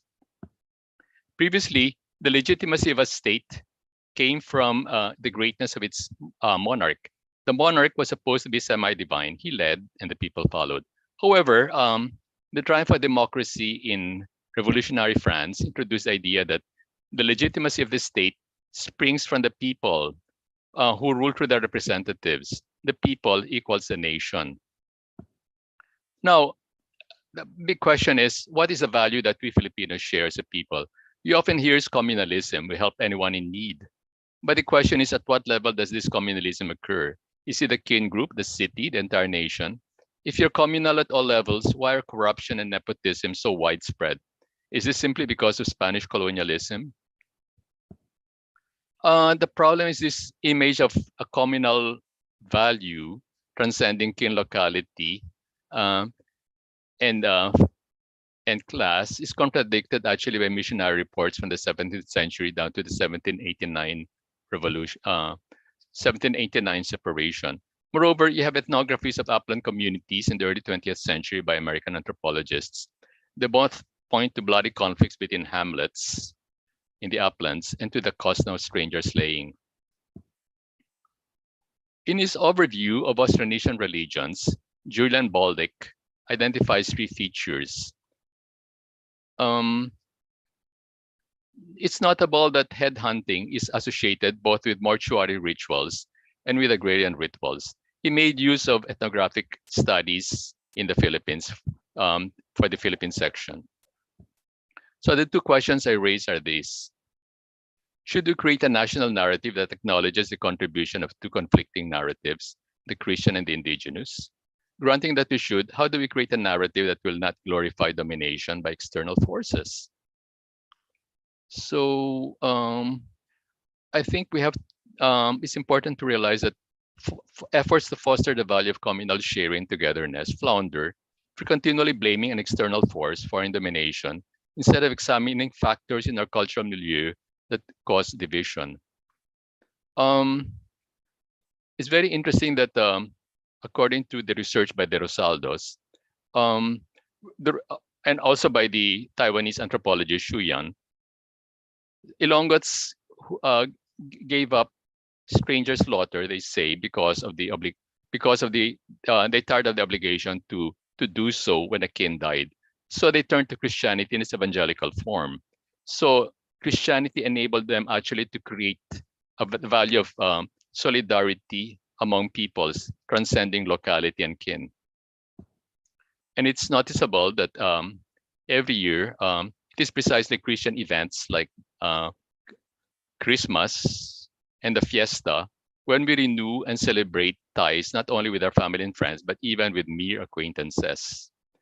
So the question is, how do we create a nationalist narrative that acknowledges these legacies of the Spanish colonial period without glossing over the injustices or without feeling inferior vis-a-vis the former master? So what can we learn from Isabella de las Reyes in reconciling both Christianity and indigenous Austronesian religion to the nationalist narrative? But at the same time, what are the limitations of his approach from anthropologist's perspective? I'm using 3 of his books. So what can we learn from Isabella? Isabella was the first Filipino anthropologist. I say this because on the one hand, he wanted to reconstruct the Philippines' history from a Filipino perspective, making use of eyewitness accounts. He also saw folklore as a repository of popular knowledge. He gathered data from his conversations with fellow Ilocanos. But he did more. He did field work. He recorded critical events in the life cycle of the Tingyan of Abra. The Tingyan of Abra and Ilocanos are linguistically related. Moreover, I've deliberately used these motifs, optical illusions, because they recur in both Tingyan and Ilocano art. At the same time, he was active in the revolution of 1896. In fact, he was incarcerated in Manila and then exiled to Barcelona. And even more radical, his framework involved not only nation, but likewise social class. I think the first lesson I learned from Isabella is that he rejected all kinds of national racism. He asserted that within the national boundary, all people are equal. He said he had met Negritos are more intelligent than Tagalogs. And even though, as everyone knows, Tagalogs are the most intelligent of all Filipinos. And then he asserted equality between Filipinos and other nationalities. So he mentions how Bucaneg was actually abandoned by his parents. But he says that this was common practice among pagan Ilocanos before the conversion. But this, he adds, is also the same practice that was done by the Spartans. So nothing to be ashamed of. And then he says, yes, we have our Anitos, but who speak through mediums, but Europeans also flock to seances where they listen to spirits of the dead. So it's a difference. Lesson 2 is that Isabella acknowledged the positive in the foreign. He applauded the missionaries' work in gathering the scattered rancherias or hamlets into clustered nucleated pueblos, where people learned about their basic dignity as human beings. He was talking about the preaching done by the missionaries about all people being children of God. So he had no qualms about stating that a violent practice like stranger slaughter actually formed an important part of the indigenous pre-colonial way of life. All the slaves were well treated. The Adipen, captured in wars by the Acturay, were killed to prevent their escape. He noted that such cases actually still occurred in parts of Ilocos Norte in the 1880s. He criticized Catholics for introducing practices like fasting that were unnatural. So he was also critical at the same time of Catholicism. But he appreciated the need for a translocal hierarchic organization like the Catholic Church had. So together with Aglipay, he co-founded the Iglesia Filipina Independiente, which retained the centralization of the Catholic Church. At the same time, he indigenized the new church by asking the priests and bishops to marry, by supplanting Latin with Catholic, and by canonizing the heroes of the revolution. The third thing I realized about Isabello is that he was critical of disparities of power wherever they occurred. So the Acturay were abusive. So were the Spanish missionaries. The Americans were abusive. So was the Philippine bourgeoisie. So he critiqued all of them fearlessly. And in fact, aside from the revolution, he organized the first labor union in the Philippines. But we have to go beyond Isabelo. Although he's convinced that all peoples are actually equal, the distinction between cultura and raza is not so sharp in Isabelo, although he had read Edward Taylor's seminal book on primitive culture. He speaks of raza Tagala or raza Bisaya, whereas today we would use Tagalog ethnic group or Visayan ethnic group. So that's a problem.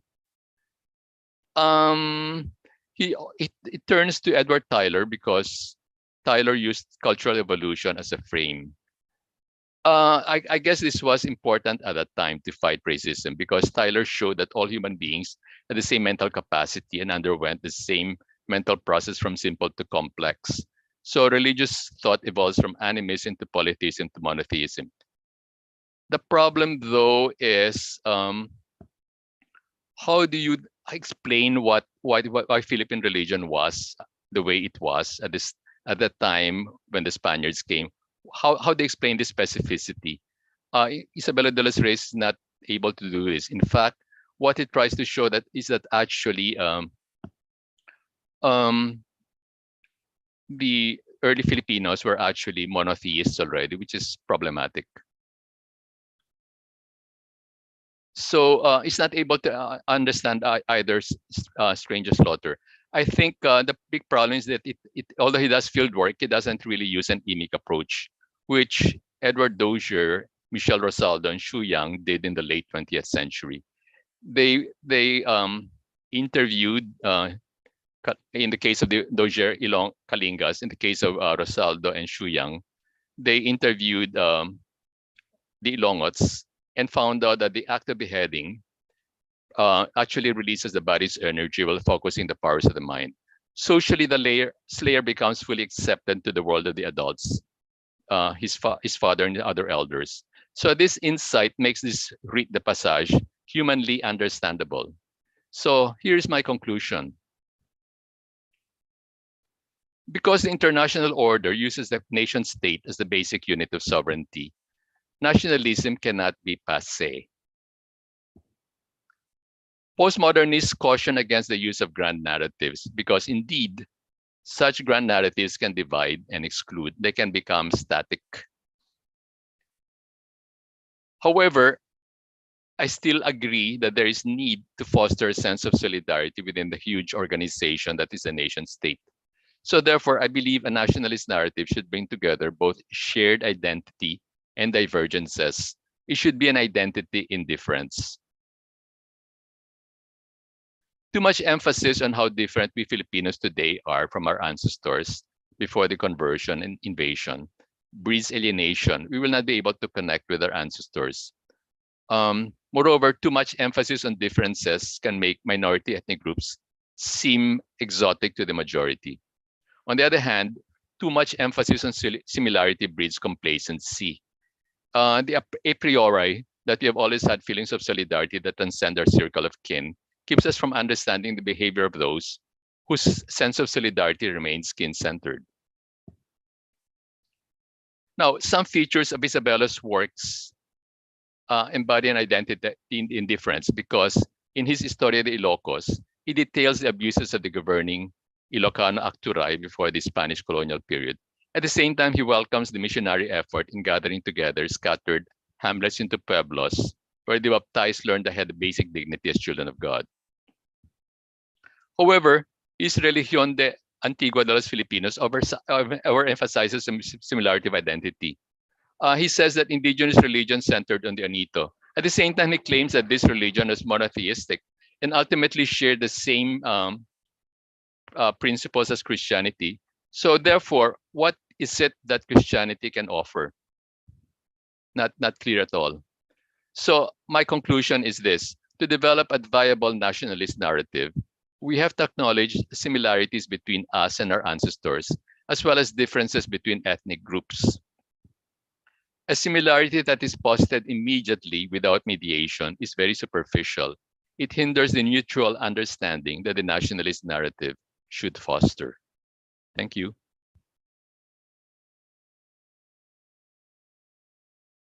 Thank you very much, Dr. Salsita, for that very interesting paper which you have presented. So may I remind everyone that after the three paper presentations, there will be an open forum in which you may raise your questions together with comments for our paper presenters. So at this moment, I would like to introduce to you our second paper presenter. She is Dr. Josefina Socorro Flores Tondo from Camarines Norte State College. Her paper is titled Colonialism, Ritual Performance, and Diasporic Identity, an ethnographic approach to the Filipino 9-day Christmas tradition, Simbang Gabi Novena in Singapore. Ladies and gentlemen, let us all welcome our second paper presenter, Dr. Josefina Socorro Tondo. Good morning, ma'am.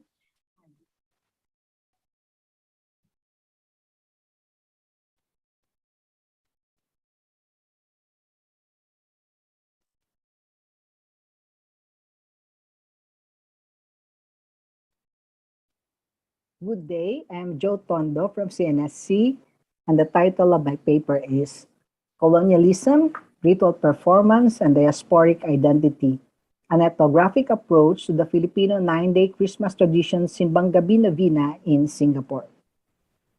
As an overview, there are about 200,000 Filipinos in Singapore in 2015, although there are no available data on the domestic workers.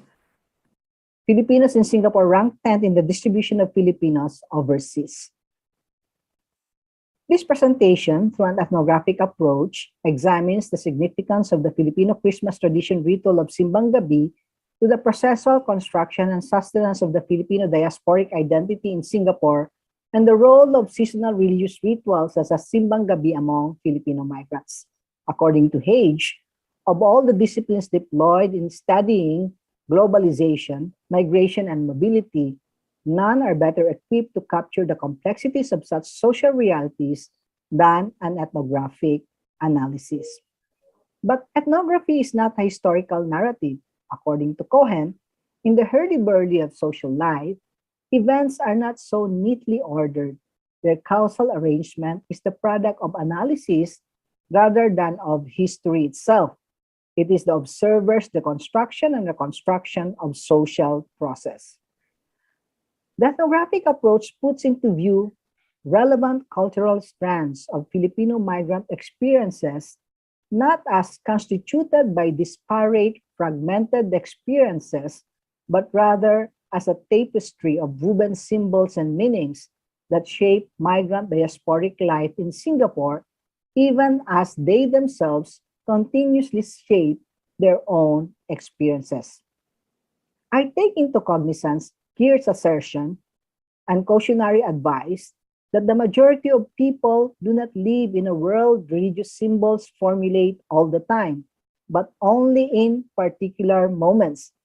I argue in this paper that for Filipinos in Singapore, Simbang Gabi is one of those moments. Simbang Gabi has roots in Mexico. In 1587, Fray Diego de Soria asked to get papal permission to hold Christmastide masses, which later became known as Misa de Aguinaldo. In 1669, Pope Sixtus V decreed the pre-dawn Aguinaldo masses be also allowed in the Philippines for 9 days beginning December 16. This gave farmers of rural Philippines time for Mass before farming 2 hours before sunrise. The decree was compatible with the Filipino 9-day traditional festival celebrations, such as harvest festivals. In this sense, the creolization process or the mixing process of native and Catholic seasonal Mass ritual began in 1669. The Simbang Gabi cultural practice evolved through time. Breakfast delicacies such as bibingka and puto bumbong, became available in churchyards, paired with hot cocoa or salabat drinks. In this sense, the fun part of eating and social interaction after this ritual began to be part of the Simbang Gabi as it manifested the two poles of celebrations, ritual and play. Manning, Turner, Geertz, and Cohen identified two poles in public rituals. One would be the ritual ideological, and the other one would be the play orectic. So when we talk about ritual ideological, we're talking about liturgy, procession, sacred icons. Whereas when we talk about play and orectic, we are talking about food commensality, games, contests, beauty pageants, dancing, parades, etc. So this is very, very important, especially when we are understanding Filipino lowland cultural practices, and also very important in understanding Filipino migrant practices and rituals overseas, wherein they try to replicate the two poles through the fiesta. According to Webner, my mentor in my PhD at the University of Canterbury, religious movements and religion in general have never respected international boundaries. Increase in Filipino transnational migration allowed Filipino religious rituals to go public as they underwent trans-border crossings in places where destination countries' locations allowed it, and enough Filipinos to perform it. So when we talk about the diaspora, we are talking about two orientations: the orientation towards the historical past and the orientation towards the diasporic present. So the historical past is made present in the ritual. Okay, when we talk about heightened performances like the Simbang Gabi, the performance of the Simbang Gabi in Singapore is actually a recollection, a past recollection of home memories being performed in the present to assist their effort at homemaking and meaning making. According to Yamane, we must simply bracket any claims to apprehending religious experience in itself and instead give our full attention to the primary way people concretize, make sense of, and convey their experiences through language and in particular through narratives. Let me just give you at least two narratives from migrants. According to one Pinay migrant, you need to do the things you need to do and leave the rest to God. Magdasal ka. Ipagdasal mo ang anuman na ini-aim mo. Kung di talaga para sa'yo, di mo makukuha yan. Kung talagang para sa'yo, makukuha mo. You need to work for it and pray for it. Another migrant. Halos lahat naman ng Pilipino ay talagang palasimba. Yung iba naman may sarili silang intensyon dahil sa paniniwala nila na pag natapos nila ang simbang gabi, matutupad ang wish nila. Dahil anumang hirap, dahil sa hindi madaling mag-survive dito sa Singapore.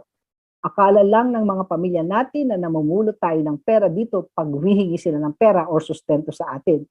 Dahil nasa ibang bansa po tayo, para sa akin, yun ang pinakasandatan natin, ang pananalig sa Diyos. Kahit na anong mangyari, kahit na anong bagyo, kahit na anong unos, kung talagang may pananalig ka sa Kanya, talagang naniniwala ka, luckily yun ang pinapapasalamat ko kasi ang kumpanya namin di masyadong naapektuhan ng krisis. Kaya lumakas ang pananalig ko.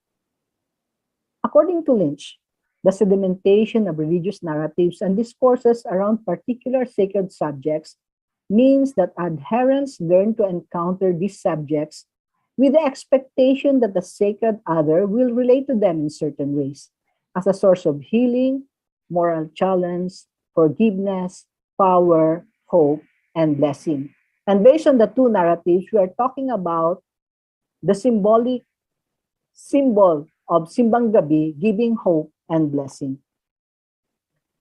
In terms of ethnographic field notes, I wrote this after my fieldwork, during my fieldwork in Singapore. I took a taxi during rush hour despite my meager student budget to make sure I arrived in the parish on time. The taxi slowed down as it approached a heavy traffic flow of vehicles and pedestrians. As I prepared to pay the fare, the driver, noticing the unusually large crowd assembling inside the parish compound, asked in a surprised tone, "What is happening today? Why so many people?" I paused to look at the crowd assembling inside the gate before giving a brief, polite answer. Probably a concert, thinking that another event may have coincided with the Mass. I joined the throng, moving towards the gate and the church door. Even the Singaporean ushers struggled to find walking space in the aisles of an SRO Filipino crowd. As I tiptoed and peered from the back of the crowd, unable to move farther, I realized my mistaken response to the driver's query. The crowd roar was not a concert, but the Christmas Filipino traditional ritual Simbang Gabi or Misa de Gallo. Now, to give you a better view, I included this field note. It has been customary for the Filipino chaplain to invite the ambassador or authorized diplomatic corps representative so that they can provide information about embassy services and support for the Foreign Workers Resource Center and the Women's Crisis Center. The ambassador gave a talk each night after the communion. So at one point, she jokingly remarked, "And now I am going to give the second homily." In an unplanned and unintentional way, the Simbang Gabi ritual highlighted the main power players in the diaspora, the chaplaincy and the Philippine State's official representative in Singapore, the diplomatic corps. The two bring into the open the fractious yet intimate relationship between church and state in the Philippines and transnational diasporic communities. One night, a few minutes before the Mass, the Singaporean ushers noticed the unoccupied reserved seats reserved for the diplomats. They then allowed those standing nearby to take the seats. The ambassador and her family came after the Mass had begun, but their seats were already occupied. Some of the Filipino organizers approached the seat occupants and frantically started negotiating with them to give up their seats for the diplomats. While the drama of seat negotiation was ongoing, one woman seated beside me out of the blue said in a voice that cut through the silence in the church to be heard by everyone nearby, "Yung iba masyadong maaga kong pumunta, yung iba naman nagagalit kung walang maupuan. Yung mga nasa unahan, mga special people yan. Kung ako ang paalisin, magagalit ako, di ako papayag. Pare-pareho lang tayong pumupunta ng simbahan. Porque taga-Philippine Embassy sila, patatayuin ka. Kaya pumila din sila kasi pag pumupunta kami sa embassy, pumipila rin kami. Sino man ang nahuli, dapat tumayo. Pag nahuli siya, dapat tumayo siya. Ngayon, late sila, dapat tumayo sila. Bakit ba akala nila masyado silang importante?" Now, let me just say that I have heard complaints about the Philippine Embassy staff during my field work. And one of them came from a Bicolano. He says, "Nakasiling ka na sa Philippine Embassy. Dapat mahiling mo kung paano nila tratuhon ang mga Pilipino duman. Pinapahalat nilang haloy. Maray kung may tukawan. Nakatindog ka ng haloy, may trabaho sila dahil sa muya, pero dahil man tama ang trato nila sa muya." Another migrant says, pinagagalitan talaga nila ang mga tao doon na parang mga batang di nakakaintindi at saka pinapaghintay ng matagal sa siksikan na lugar. Mga masyado silang mapagmataas. Lastly, from a domestic worker who tried to call the Singapore, pag tumawag ka, di ka nila bibigyan ng direct answer. Now, these are complaints, okay? And we are talking about one diaspora with contesting voices. According to Werner, my mentor, special contestations demonstrate internal divisions and multiplicity of discourses within diasporic communities, indicating that they are historical formations in process. Filipino space in diaspora are appropriated spaces which can be contested and oftentimes be ascribed with different and opposing meanings by citizens and migrants, even those belonging to the same diaspora. But the good news is, despite seeming divisions, after the Mass, the crowd happily falls in line to get the food provided by the sponsoring parish and gather around various seats, forming the small circles of friends as they partake of the arroz caldo and other Filipino food. So these are the emergent themes that I gathered from observing the Filipino Simbang Gabi Novita ritual in Singapore. First, Filipino ritual reflect the homeland's historical narrative. Among Filipinos in Singapore, the Simbang Gabi, shaped by centuries of Spanish colonization, is a creolized practice where fiesta-like sharing of food and merrymaking is an important part of the ritual. Next, Filipino diaspora identity is a performed and inscribed identity. The presence of Filipino migrants for the Simbang Gabi devotion expresses and inscribes Filipino identity in Singapore, especially across transnational borders. Next, In the diaspora, religious rituals are venues for visibility. The taxi driver noticed the crowd, and the event was featured in Singaporean news. Mobilization and hospitality. In this sense, religious rituals among Filipinos are not only reflexive and self-referencing, but are communicative tools that frame desired diasporic identity for the outside world, starting with the host society.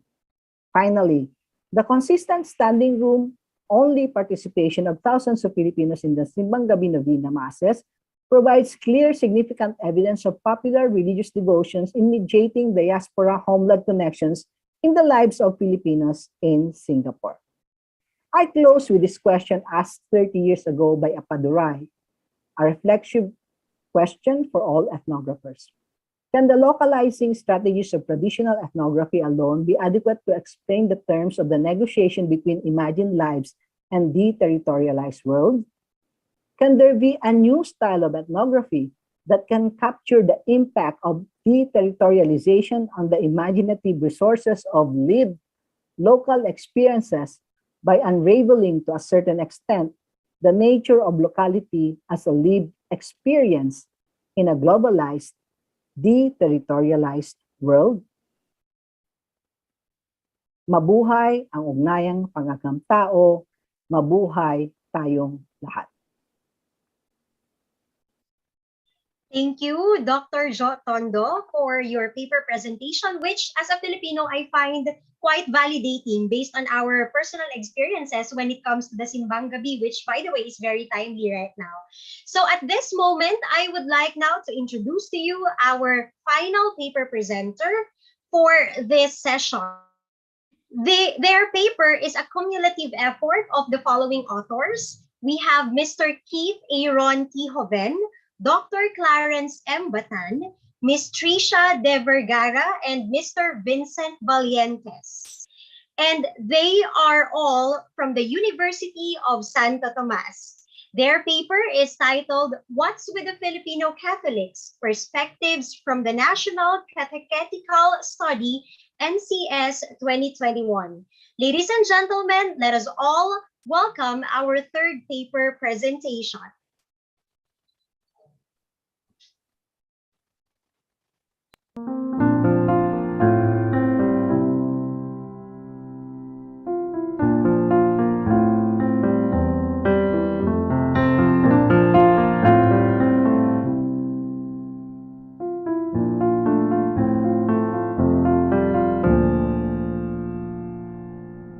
Mapagpalang araw po sa ating lahat. We are happy to be part of this conference. We are from the National Catechetical Study 2021 Pastoral Action Research and Intervention Project, PARI project, of the UST Research Center for Social Sciences and Education with the CBCP Episcopal Commission on Catechesis and Catholic Education. It is an honor to present a research paper entitled What's with the Filipino Catholics? Perspective from the National Catechetical Study 2021. I'm Clarence. I'm Tisha. Vince here. And I'm Keith. So this presentation follows this outline. We will talk about our research story and argument. After this, we will share how literatures and catechetical documents describe the Filipino Catholics. And then we present the research focus, our methodological approach, findings, and concluding insights. As a context, the NCS 2021 PARI project is a study on the current state and dynamics of catechetical ministry in the Philippines, focusing on 5 dimensions, namely the catechist, catechetical leaders, the catechized, catechetical formation programs, and the catechetical human resources. So in this study, we present the case of selected catechized respondents, those who receive catechesis from our national survey. In this paper, we argue that the selected catechized respondents' catechetical experiences provide an empirical glimpse of who the Filipino Catholics are. This becomes somewhat a beginning or an introduction to understanding Catholicism in the Philippines. More so, This stands as a starting point of establishing what we call as the sociology of Catholicism in the country. I now turn the virtual floor to Tish, who will talk about how literatures and catechetical documents describe the Filipino Catholics. Tish? Thank you, Dr. Ayat. Jose Rizal can be considered as the first Filipino to look at Catholicism in the Philippines sociologically. In his works, he critiqued not the faith itself, but the practices of faith of the Filipinos. Leto, on the other hand, looked at how passion, a ritual passed on to the Filipinos from Spanish friars, inspired peasants into starting and participating in a revolution. As explained by Collins, here we see the important role of social rituals as key to understanding Catholicism in the country. Studies also suggest that to fully understand who the Filipino Catholics are, we need to consider our country's colonial and post-colonial experiences, as well as the many different cultures that abound as Filipinos. For example, we know about the discourse on folk Catholicism, which emphasizes the traditional and ritualistic Filipino practices and beliefs. Another popular descriptor by Bulatao introduces the concept of split-level Christianity, which is the coexistence within the same person of two or more thought and behavior systems which are inconsistent with each other.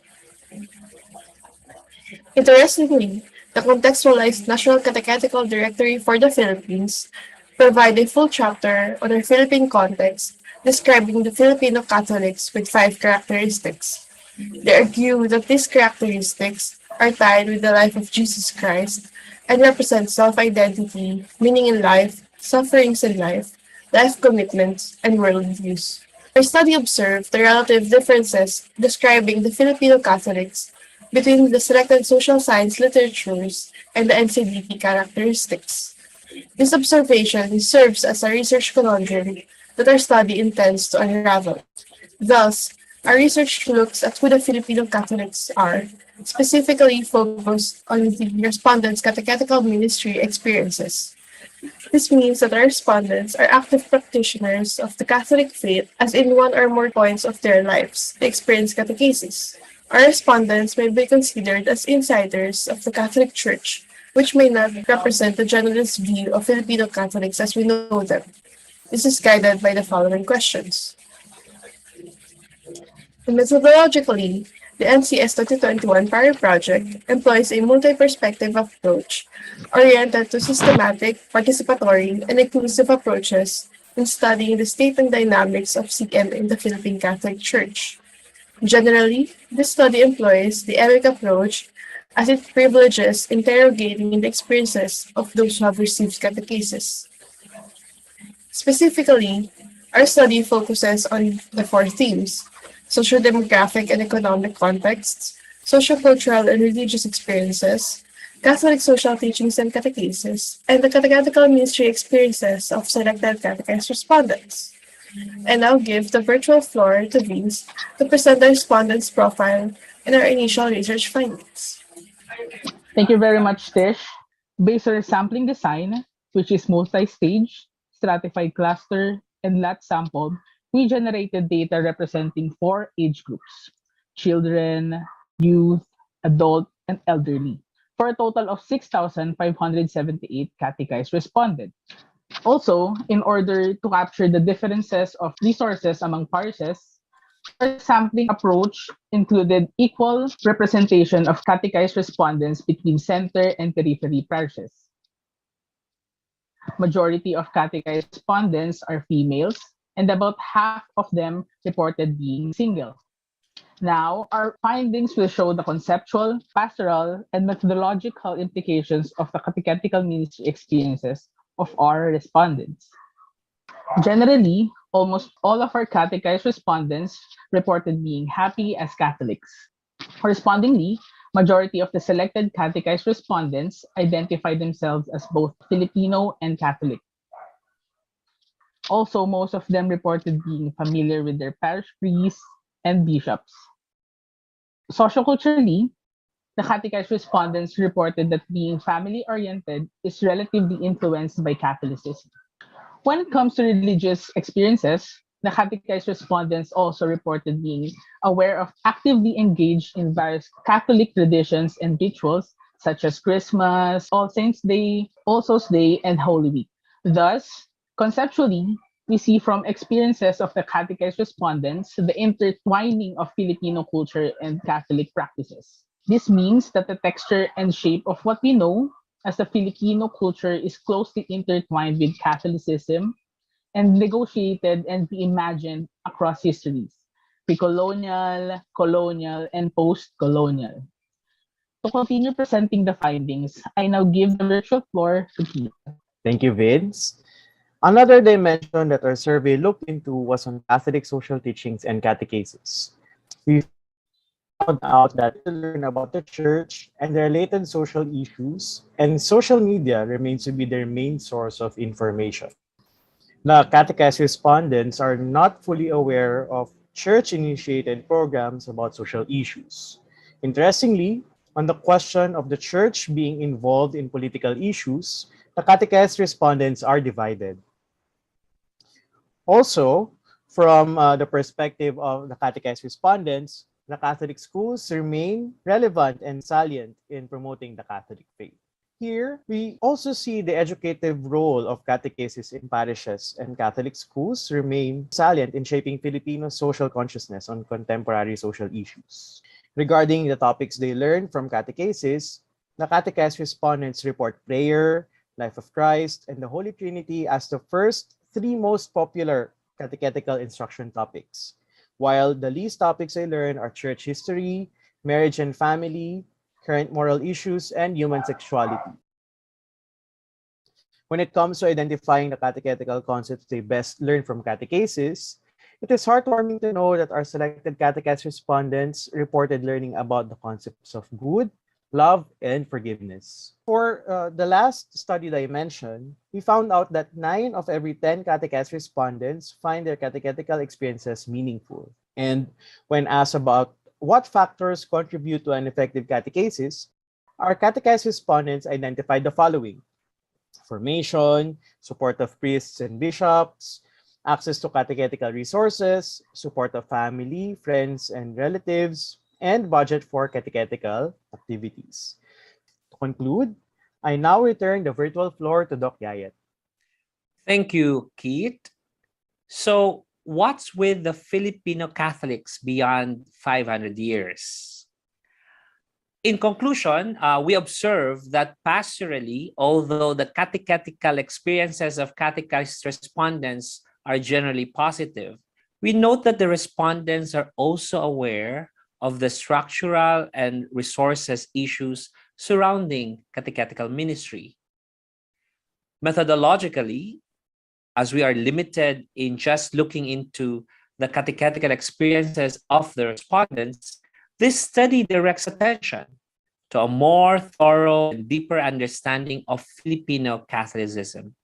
Opportunities to consider Catholic studies as a research agendum and subdiscipline in a Catholic country like ours. We also note that catechetical ministry experiences of the catechized respondents may be indicative that Catholicism may persist because of their engagements with Catholic traditions, rituals. One recent mechanism for the proliferation of Catholicism is articulated by Pope Francis's formal institution of the new Ministry of Catechists in his papal letter entitled Antiquum Ministerium, last May 11, 2021. This, among others, recognizes the crucial role of the catechist in the church missionary expansion in the following centuries. Thus, the question remains, could our experiences of Filipino Catholicism be truly decolonized? With that, maraming salamat po sa inyong lahat. Padayon.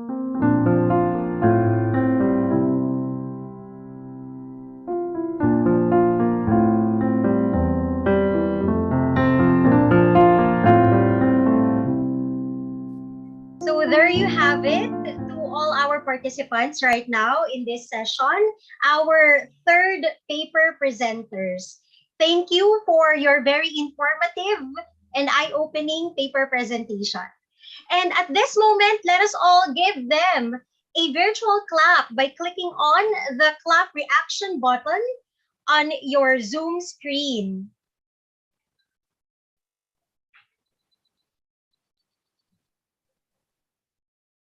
Ayan. So once again, let us give them a virtual clap, all our paper presenters.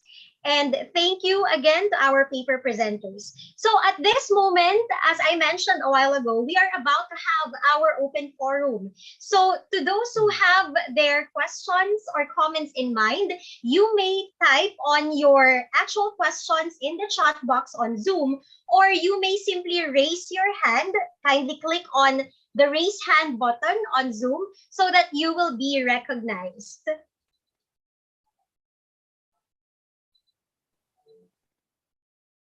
So while you are still conceptualizing or thinking of your questions or comments to our paper presenters, I would like first to give some key points about what were presented. For the first presentation, we had Dr. Fernando Jalcita. He was able to point out 3 major lessons based on his paper: that all humans have similar abilities, acknowledge the positive in the foreign, and critique all disparities in power. He was also able to point out that there are differences and similarities between us and our ancestors, and we must also acknowledge the differences among the different ethnic groups that we have in the Philippines. Now, for the second paper presentation, we had Dr. Jo Tondo. She was able to point out that Simbang Gabi novena rituals is a symbol of hope and blessing, and that the multiplicity of discourses are historical formations in process. She was also able to present to us some emergent themes from Filipino Simbang Gabi novena ritual in Singapore. So thank you for that, ma'am. And then finally, for our third paper presenters, they were able to present that Filipino Catholics are active in catechetical activities, and that the Catholic practices and Filipino culture are intertwined. So at this moment, I can see that Dr. Jo is raising her hand. Yes, ma'am, you are recognized. This is not a question, just to acknowledge Dr. Clarence Batan, because I met him when he was a very young man at the UST Social Research Center. I was a struggling master's student at the time, and Dr. Batan was one of our student volunteers, to actually help us in our research at the UST Social Research Center. So, Dr. Clarence, I am so happy to see you, and I am so happy that you are part of my panel. And the same way, Dr. Cialcita is actually one of my idols, sa Ateneo. I work at the East Asian Pastoral Institute, and we often see each other in the campus. But of course, you didn't know me. And I read one of your books, and authentic but not exotic. So it's actually a very, very happy occasion for me to have 2 of you in the same panel. Thank you, po. Ay, salamat din, Joe. Salamat. I found out our topics are similar because you validate what I'm saying, the importance of Catholicism in building a sense of community beyond the familia. Although, of course, there are problems also connected with Catholicism. Sige. Thank you. Salamat po, Doc Jo. I miss you. I started very young. For those who are here, I started very young as a researcher, so it's really beautiful to just learn from the from your teachers, no? And especially sila Dr. Cialcita, syempre talagang a long time ago. Sa UP po kami, Dr. Cialcita and UST, po. But I frequent the Ateneo because of Dr. Racelis, right? So, opo. And and siguro if there's one thing, thank you so much for giving us this chance. Yung sharing of the profession, especially the social sciences, really is a practice. So 25 years ago, I started young with Doc Joe. Right? So thank you so much. Ayan. So thank you po. And so with that, I think our participants were able now to think of their questions. We already have one right in the chat box, but I would like to recommend Romeo to have the floor so that he can present the question. Sorry, Sir Romeo. Sir Romeo, you are recognized po. Good morning. Hello po. Good morning po. Para po kay Dr. Batan, magtatanong na po sana ako kung ano po nahagilap po sa mga datos na kasi dito sa Panay, parang marami ang sasabi na marami yung Katoliko pero hindi talaga nagpa-practice na pagkakatoliko. Parang lang, nominal Catholics. So, mayroon po ba tayong mga datos na ganon? Maraming salamat po. Thank you, Mr. Romeo. Meron pong tinatawag na Catholic Directory na pinoproduce po every year or every 2 years. Na doon po lahat po ng mga statistics. Pero yung pong question ng nominality, hindi ko po alam kung paano po siya mine-measure kasi wala naman po siya doon sa directory, no?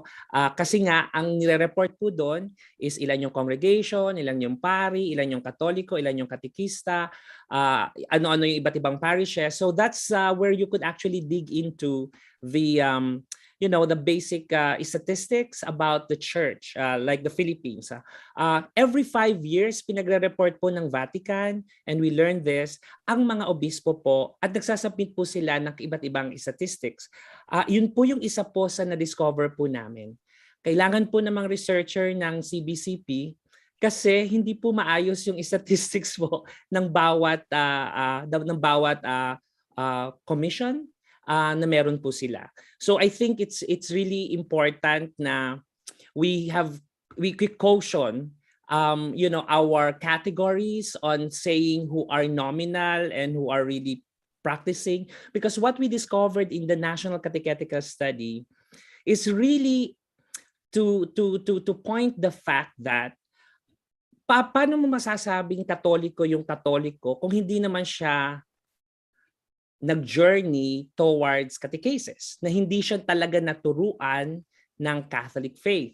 And so we're just dealing with some kind of a category na binigay sa iyo na Katoliko ka dahil nabinyagan siya.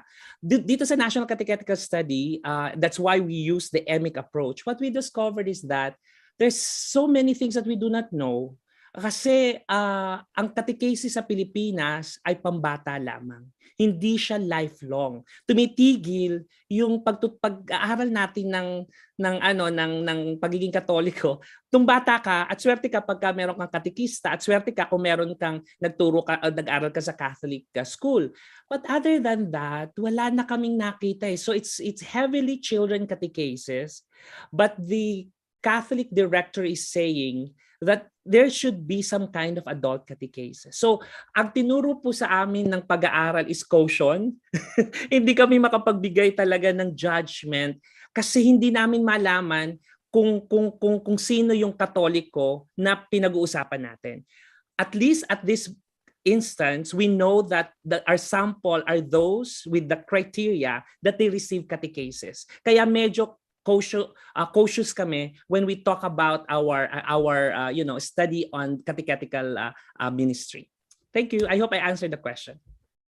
Maraming salamat po. Thank you, Sir Clarence. And I would also like to recognize Dr. Fernando. He's raising his hand. Hi, sir. Good morning. Good morning. Ito para kay Dr. Batan. Sa survey nyo, ano natuklasan nyo tungkol sa reaction ng mga catechized Catholics tungkol sa divorce, women's issues, and transgender issues? Ano? We did not include divorce, pero it seems that abortion, right to life, yun po yung na-discover po namin na aware sila, no? Mm-hmm. However, what is interesting is when it comes to this reproductive health thing, yung issues po ng sexuality, hindi po siya on top.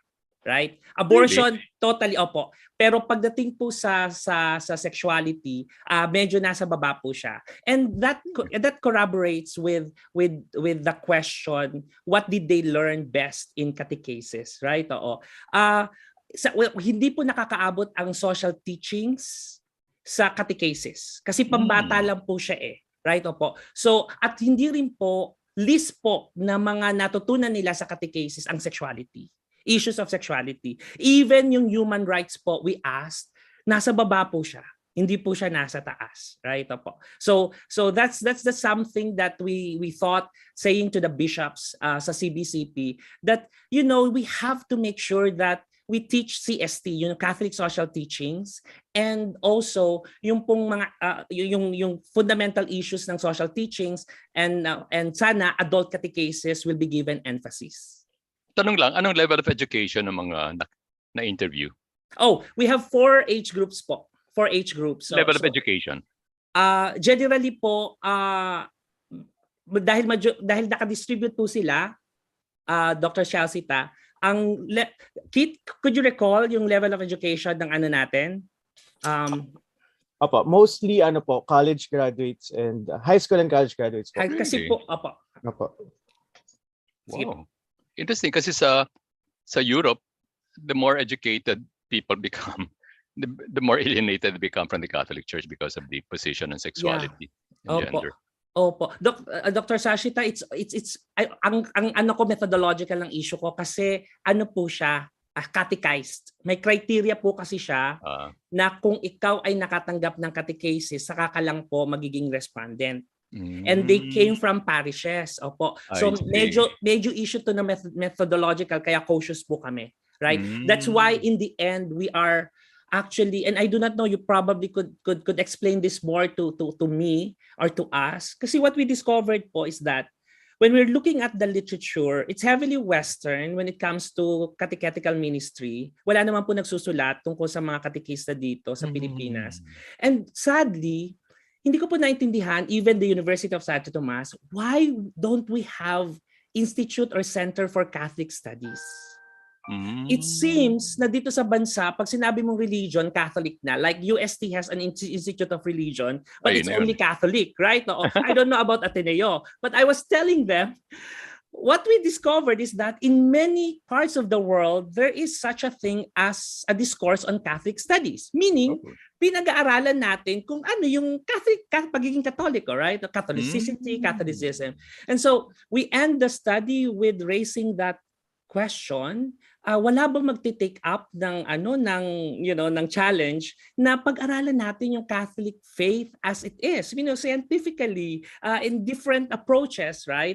Multidisciplinal and everything, and not really generalize always that Catholic Filipinos are this, ito yung mga Catholic. And so it's really more of a discovery po for us na mas marami pa po tayong dapat gawin. We do not even have sociology of Catholicism. As far as we are concerned. No one is really writing that because many are claiming they are sociologists of religion. And so sabi ko nga, this is really interesting kasi if you look at our data, hindi ka makapag-generalize kasi specific lang yung tiningnan namin. Meaning, if you really want to have a beautiful landscape of who Filipino Catholics are, you have to really be cautious. In even what was written in the National Directory of na tayo po ay kundi man-oriented, spirit-oriented. Question po namin yun. Sabi niya, saan galing yun? Right? But it was already published by CBCP. So I guess the role of social science in dealing with these issues within our church is really very important po. Yun lang po yun. Thank you po. Salamat.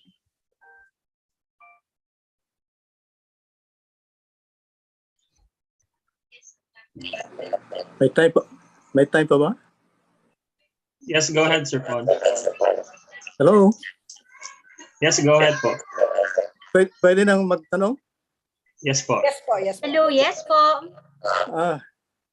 I should say, wow, maraming salamat sa inyong mga, what do you call this, provocative papers, to say the least. Ang take ko doon sa very rich inputs has to do with the contingency of identities. No? The national identity information as a response to colonialism in the case of boats. And then yung identity, both national and class, just sa case ni Joe. And then yung Catholic identity dito sa catechism. And I want to connect that with the desire for solidarity and unity.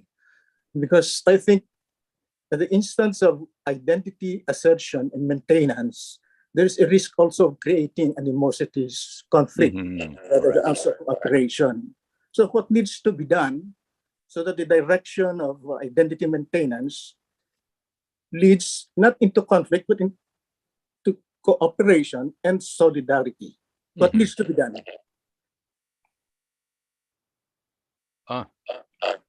Pons, ang palagay ko kasi, oops, can you hear me? May disturbance yata.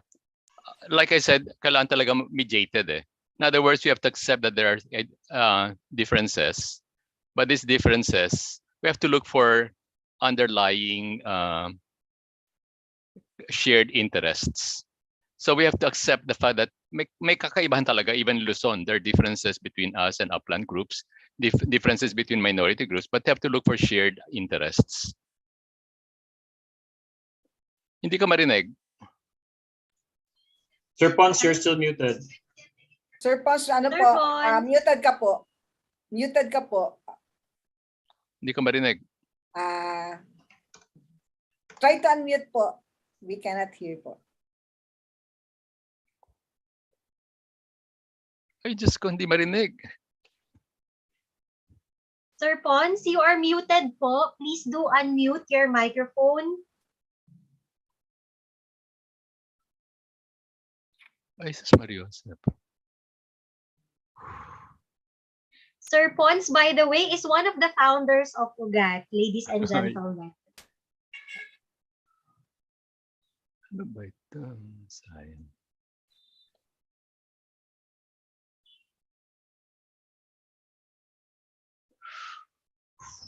Sayang. Dr. Fernando, you may continue po with what you're sharing No, earlier. tapos na ako. I want to hear Okay. nga Pons eh. Mhm. Sayang, ano yung sinasabi ni Pons? Ayan. Ayun, yun, finally. Ayaw mo unmute eh. Yes po. Okay na po. Naririnig ka na po namin So, ngayon. what, paulit lang ulit ang Pons, yung sinasabi mo Maingay, kanina. maingay. We can hear you na po. Ano yung sinasabi mo kanina? Pa-summarize. Yung problema ko kasi sa yung identity maintenance. Of course, in an attempt, contingent nga yung identity for identities are necessarily contingent in so many ways. Multiple identities, core identities. No? And if you focus on core identity in terms of assertion of your core identity, there's a tendency to create situations of conflict. This could lead to antagonism.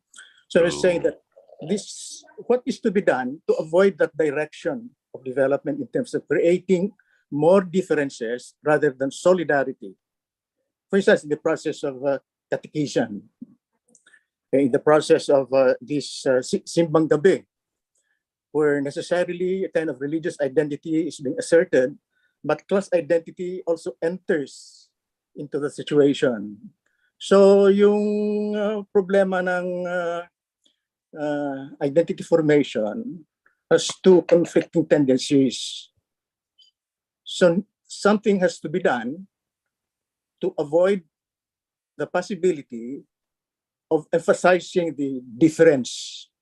While accepting difference, what needs to be done to move forward towards more cooperation, more solidarity, more working together, especially in the global context of increasing what I call planetarianization, economic planetarianization, cultural planetarianization, etc. When the ecosystem is not the local ecosystem anymore, but the planetary, the global ecosystem. Paano ka mag-shift ng identity? Is there a way of addressing that in terms of catechism, education, the educational system, for instance?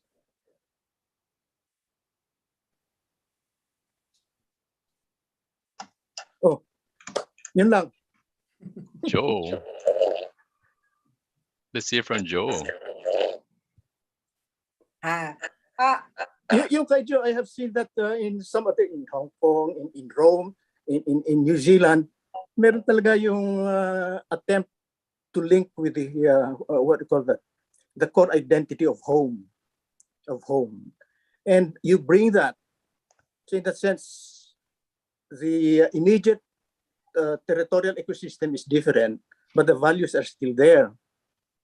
And even in the performance of that kind of ano bang tawag sa ganung ritual, reunification ritual, rerouting ritual, or whatever, reaffirmation ritual or whatever, certain noises from outside, whether political, class, or whatever, they intrude. So what higher value could be invoked to prevent that kind of intrusion?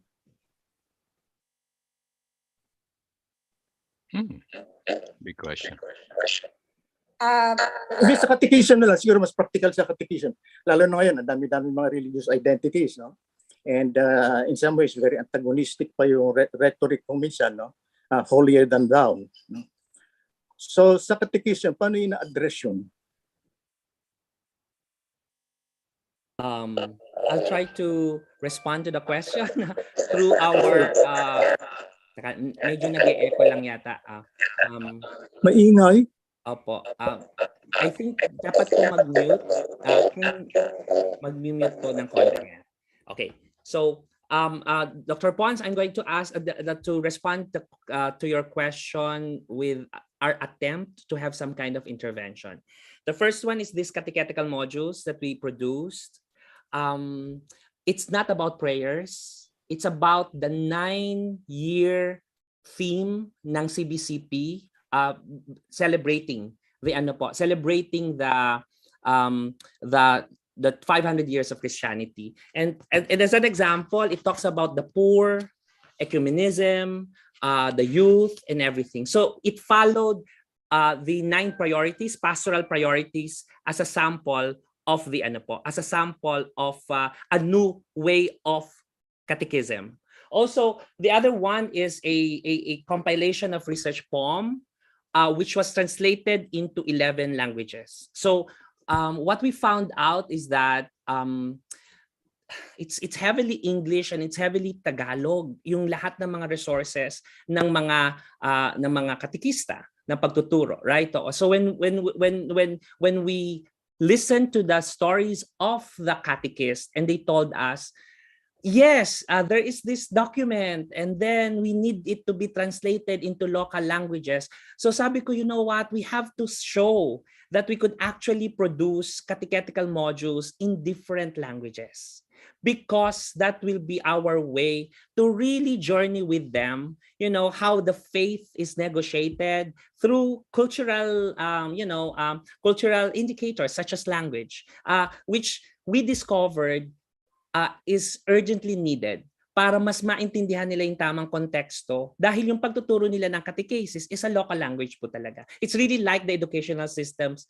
issue, social issues that we discovered. And so I do not know how it will evolve as a solid identity, cohesive identity of being a Filipino Catholic, but what we are doing is to at least respond to fundamental issues of culture, fundamental issues of differences na pag-usapan dun sa catechetical modules. Yun lang po yung closest Doc Pons that we were able to respond to.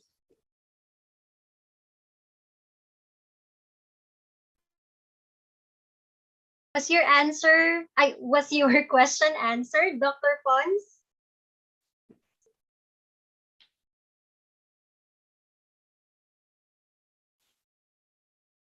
Hi, Dr. Pons.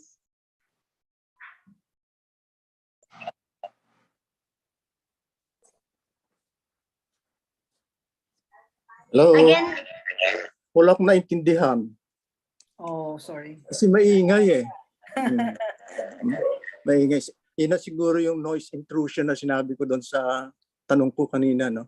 Anyway, I think we need to look into that kasi yung field experience ko recent yan, yung assertion ng identity,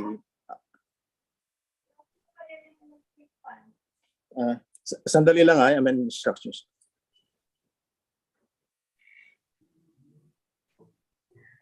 Okay, Dr. Pons. May I just say something? Yes, ma'am.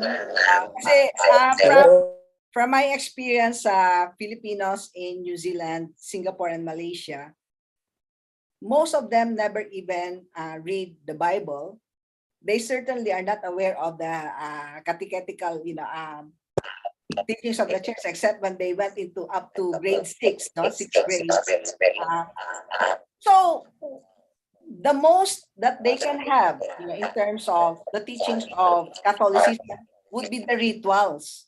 They actually look at the icons. They actually look at the rituals being performed, and that is their form of catechism. No, that this is our tradition. This is our identity as Catholics, and therefore we learn from this tradition. And one migrant even says, "Turo talaga yan ng mga matatanda." No, in that sense, ritual becomes a very, very effective way of educating Filipinos in terms of our Catholic heritage. Now, are they as accurate as the catechesis of the Catholic Church? Of course not. Of course, because these are mixed with folklore. No, what people talk about in the faith, which is, I think, very relevant.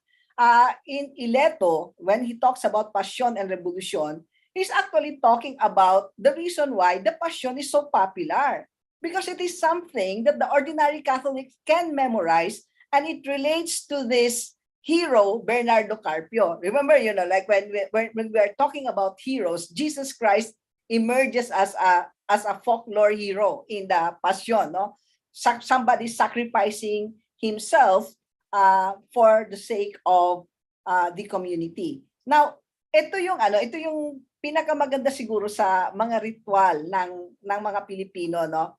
That they remind us of where our Catholic laity are at this point of time. That rituals, perhaps the bishops can take this into consideration, that when they perform rituals, make sure that there is enough preparation in terms of symbols, in terms of the homily, in terms of the distribution of functions within the Filipinos. I find it very, very important, especially for the Filipinos in Singapore, because I also attended Protestant celebrations of Christmas. And the unifying symbol that I can see would be the parol. You have to remember, the symbolism of parol as the manifestations. No, okay. This is the sign wherein the three kings saw, or the wise men saw. Hopefully, may wise women din dito sa ating forum. But anyway, the wise men saw this and they followed. No, so yung Protestants have no problem exhibiting the parol, no, and saying this is a manifestation of the presence of Christ in our community. Now, in the Filipino liturgy, sa simbang gabi, and of course, I cannot capture everything sa 15 minutes, part of that ritual is the carrying of the parol by the host community, wherein, the parish, the Filipino community in that parish carries the parol forward, and, the name of the community encircles the parol. So, ibig sabihin, this is part of their identity. The ritual itself speaks about the identity of the community. And I think the church is actually lacking in terms of using this very, very powerful tool. Kasi of all the religions in the world, we are the only ones who really have devout followers of Sunday masses, di ba? Required kasi yung Sunday Mass sa Catholic, sa Protestants hindi masyado, di ba? So, if we can channel the teaching, the teaching of our social teachings of the church in the ritual, propose human rights-based approach to the existing problems of the world, then probably we can have a better educated Filipino laity. My interest in anthropology has always been the anthropology of religion, and I'm actually very intrigued because I even argued in my paper at the University of Canterbury, Filipino migration is not just an economic migration. it is actually a religious economy. Why? Because that tendency of Filipinos to send money overseas for their relatives, for their parents, come from very, very deep commitment to the family as espoused in their Catholic tradition. Kasi pamilya natin yan, hindi natin yan pababayaan. And also, the families contributed much in terms of providing moral and ethical support to their migration.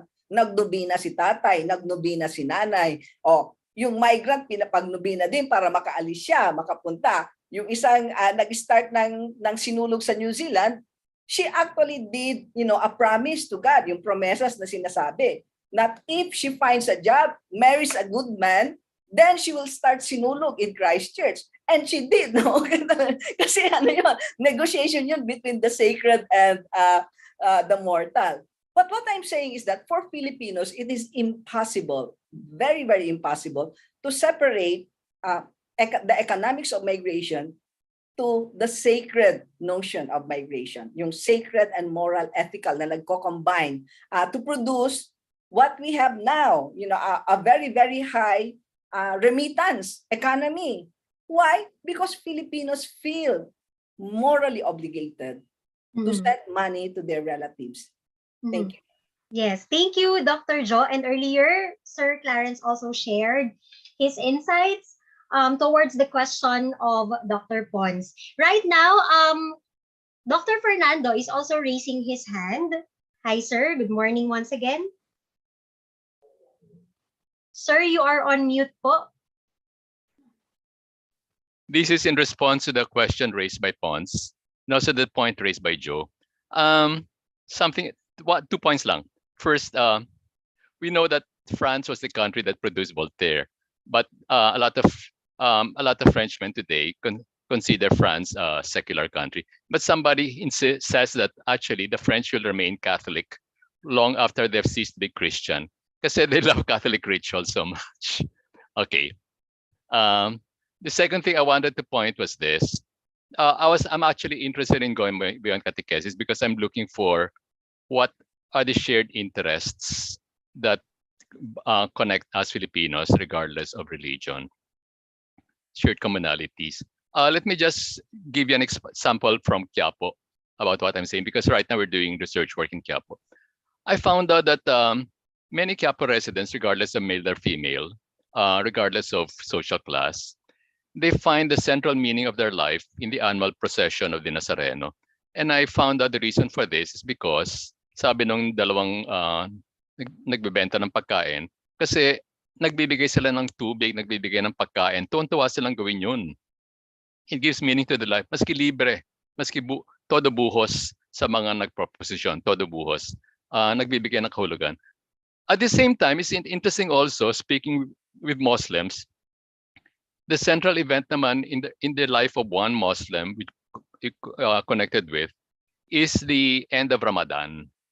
Kasi she says she makes this pater.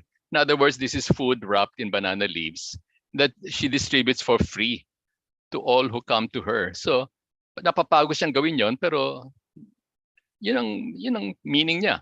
So, in other words, you have two distinct worlds in Quiapo, pero in some way they're different because in some way they're different, of course, but also similar in some way because their lives center around a religious event where there is a lot of sharing.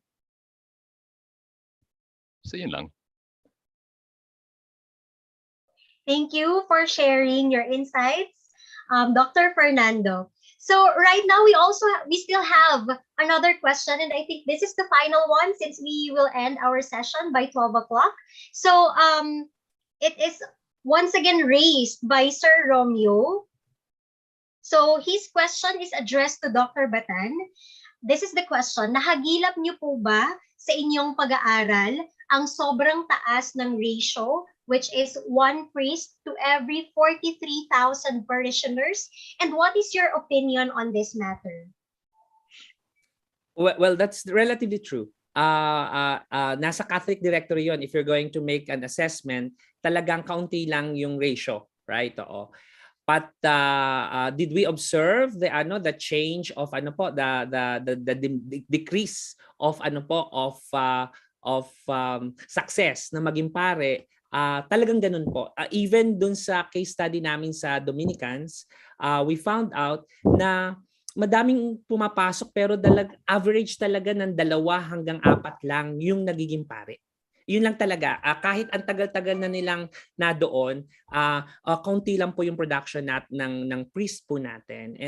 And ang relative to our study, we just found out na ang unang katikista ng bawat parokya ay mga pari.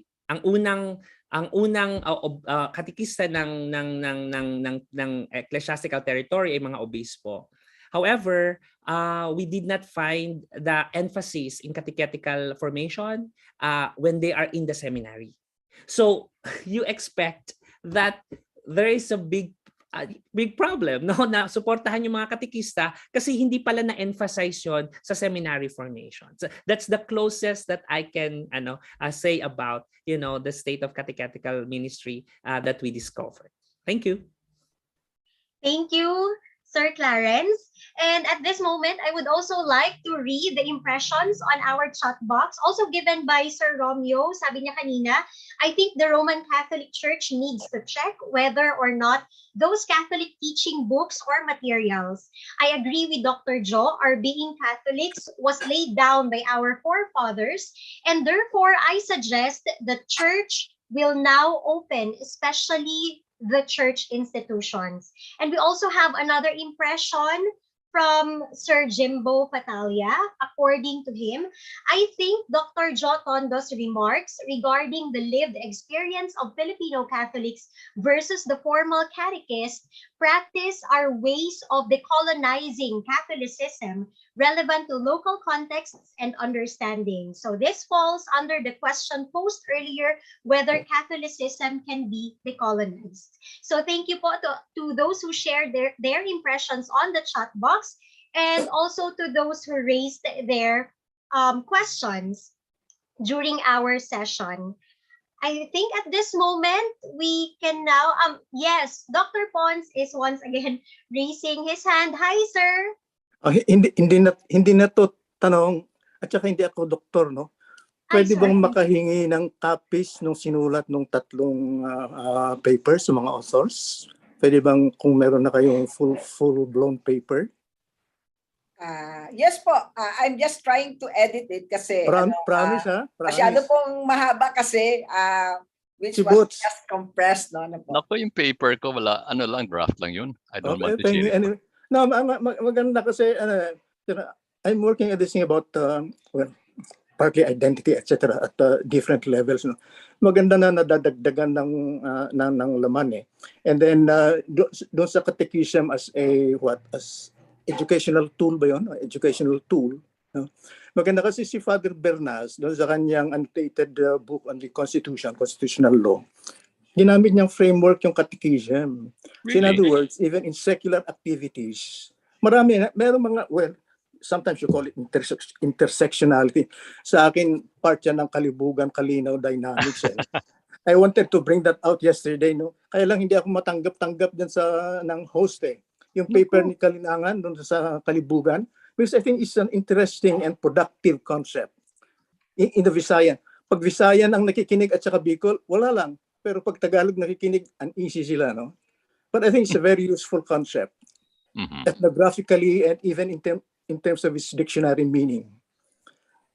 Yung notion of kalibugan and its relationship, for me, dialectical, no? Kalinaw. Sa Bisaya, for instance, kalinaw means what? Clarity, calm, peace, which is an Australian term. No? We have that in Ilocos, we have that also in Tagalog, no? Linaw, but also libog, Bicol, Bisaya, Tagalog, Ilocano. So it's common sila. And I think itong mga lumalabas ngayon, no, I'm really amazed by the richness of the contributions of mula pa kahapon. Kaya sabi ko, mabuhay ang mga anthropologists. Padayon. Yes, Sir Pons. Mabuhay po ang mga anthropologists. Ayan, so there you have it once again. Sir Pons, one of the founders of UGAT. Thank you so much po. So at this moment, Yung paper let us nyo, now... yung paper nyo. Yes po, I think our paper presenters were able to take note of your request, sir. Thank you, salamat. Opo, salamat din po. So at this moment, let us now recognize our paper presenters for their commitment to research which led to the paper presentation during our international conference. So for the citation of our certificates of appreciation, may I request for the ayan. Okay. So Ugnayang Pang-Aghamtao Incorporated, Anthropological Association in the Philippines, Department of Sociology and Anthropology, Anthropological and Sociological Initiatives of the Ateneo, Institute of Philippine Culture present this certificate of appreciation to Dr. Fernando Nakpil Jalsita for presenting a paper titled Could Isabella Show Us the Way?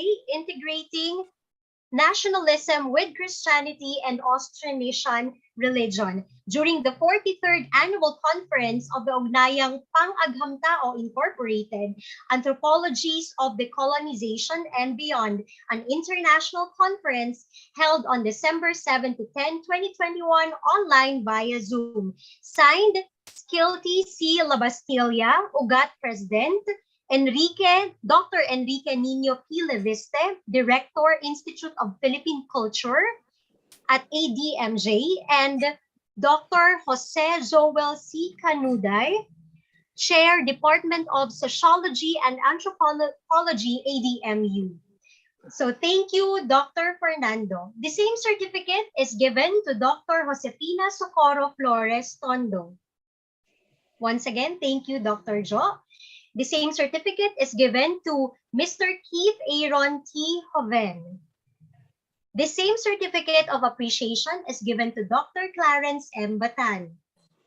The same certificate of appreciation is given to Ms. Tricia De Vergara. The same certificate of appreciation is given to Sir Vincent Valientes.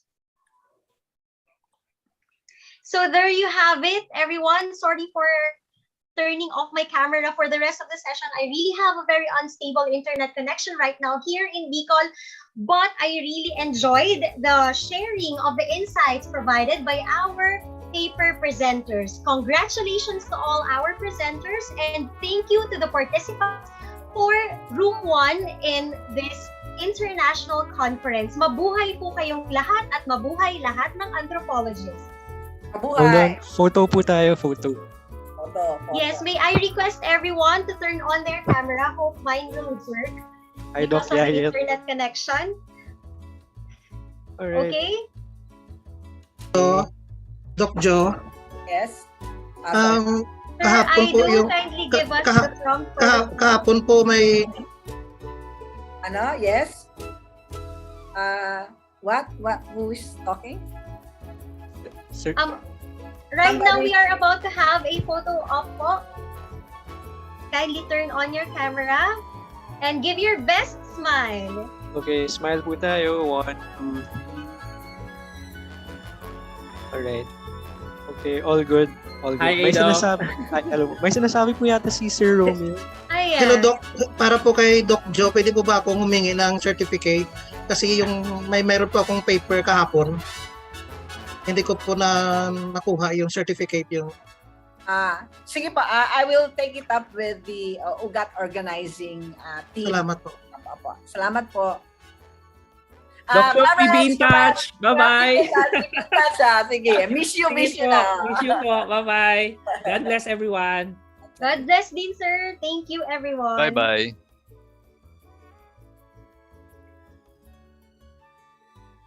Sir Skilty. Lunch na po. Lunch muna. Oo nga, lunch break muna. We'll be back at 2. Galing. I'll shut off the YouTube. Yeah, I think automatic siya. Okay. When I end this, mawawala. Alright, see you later, sir. Yung evaluation po, Ma'am Carol, mamayang end of the day after the 3:30 session. Thank you po.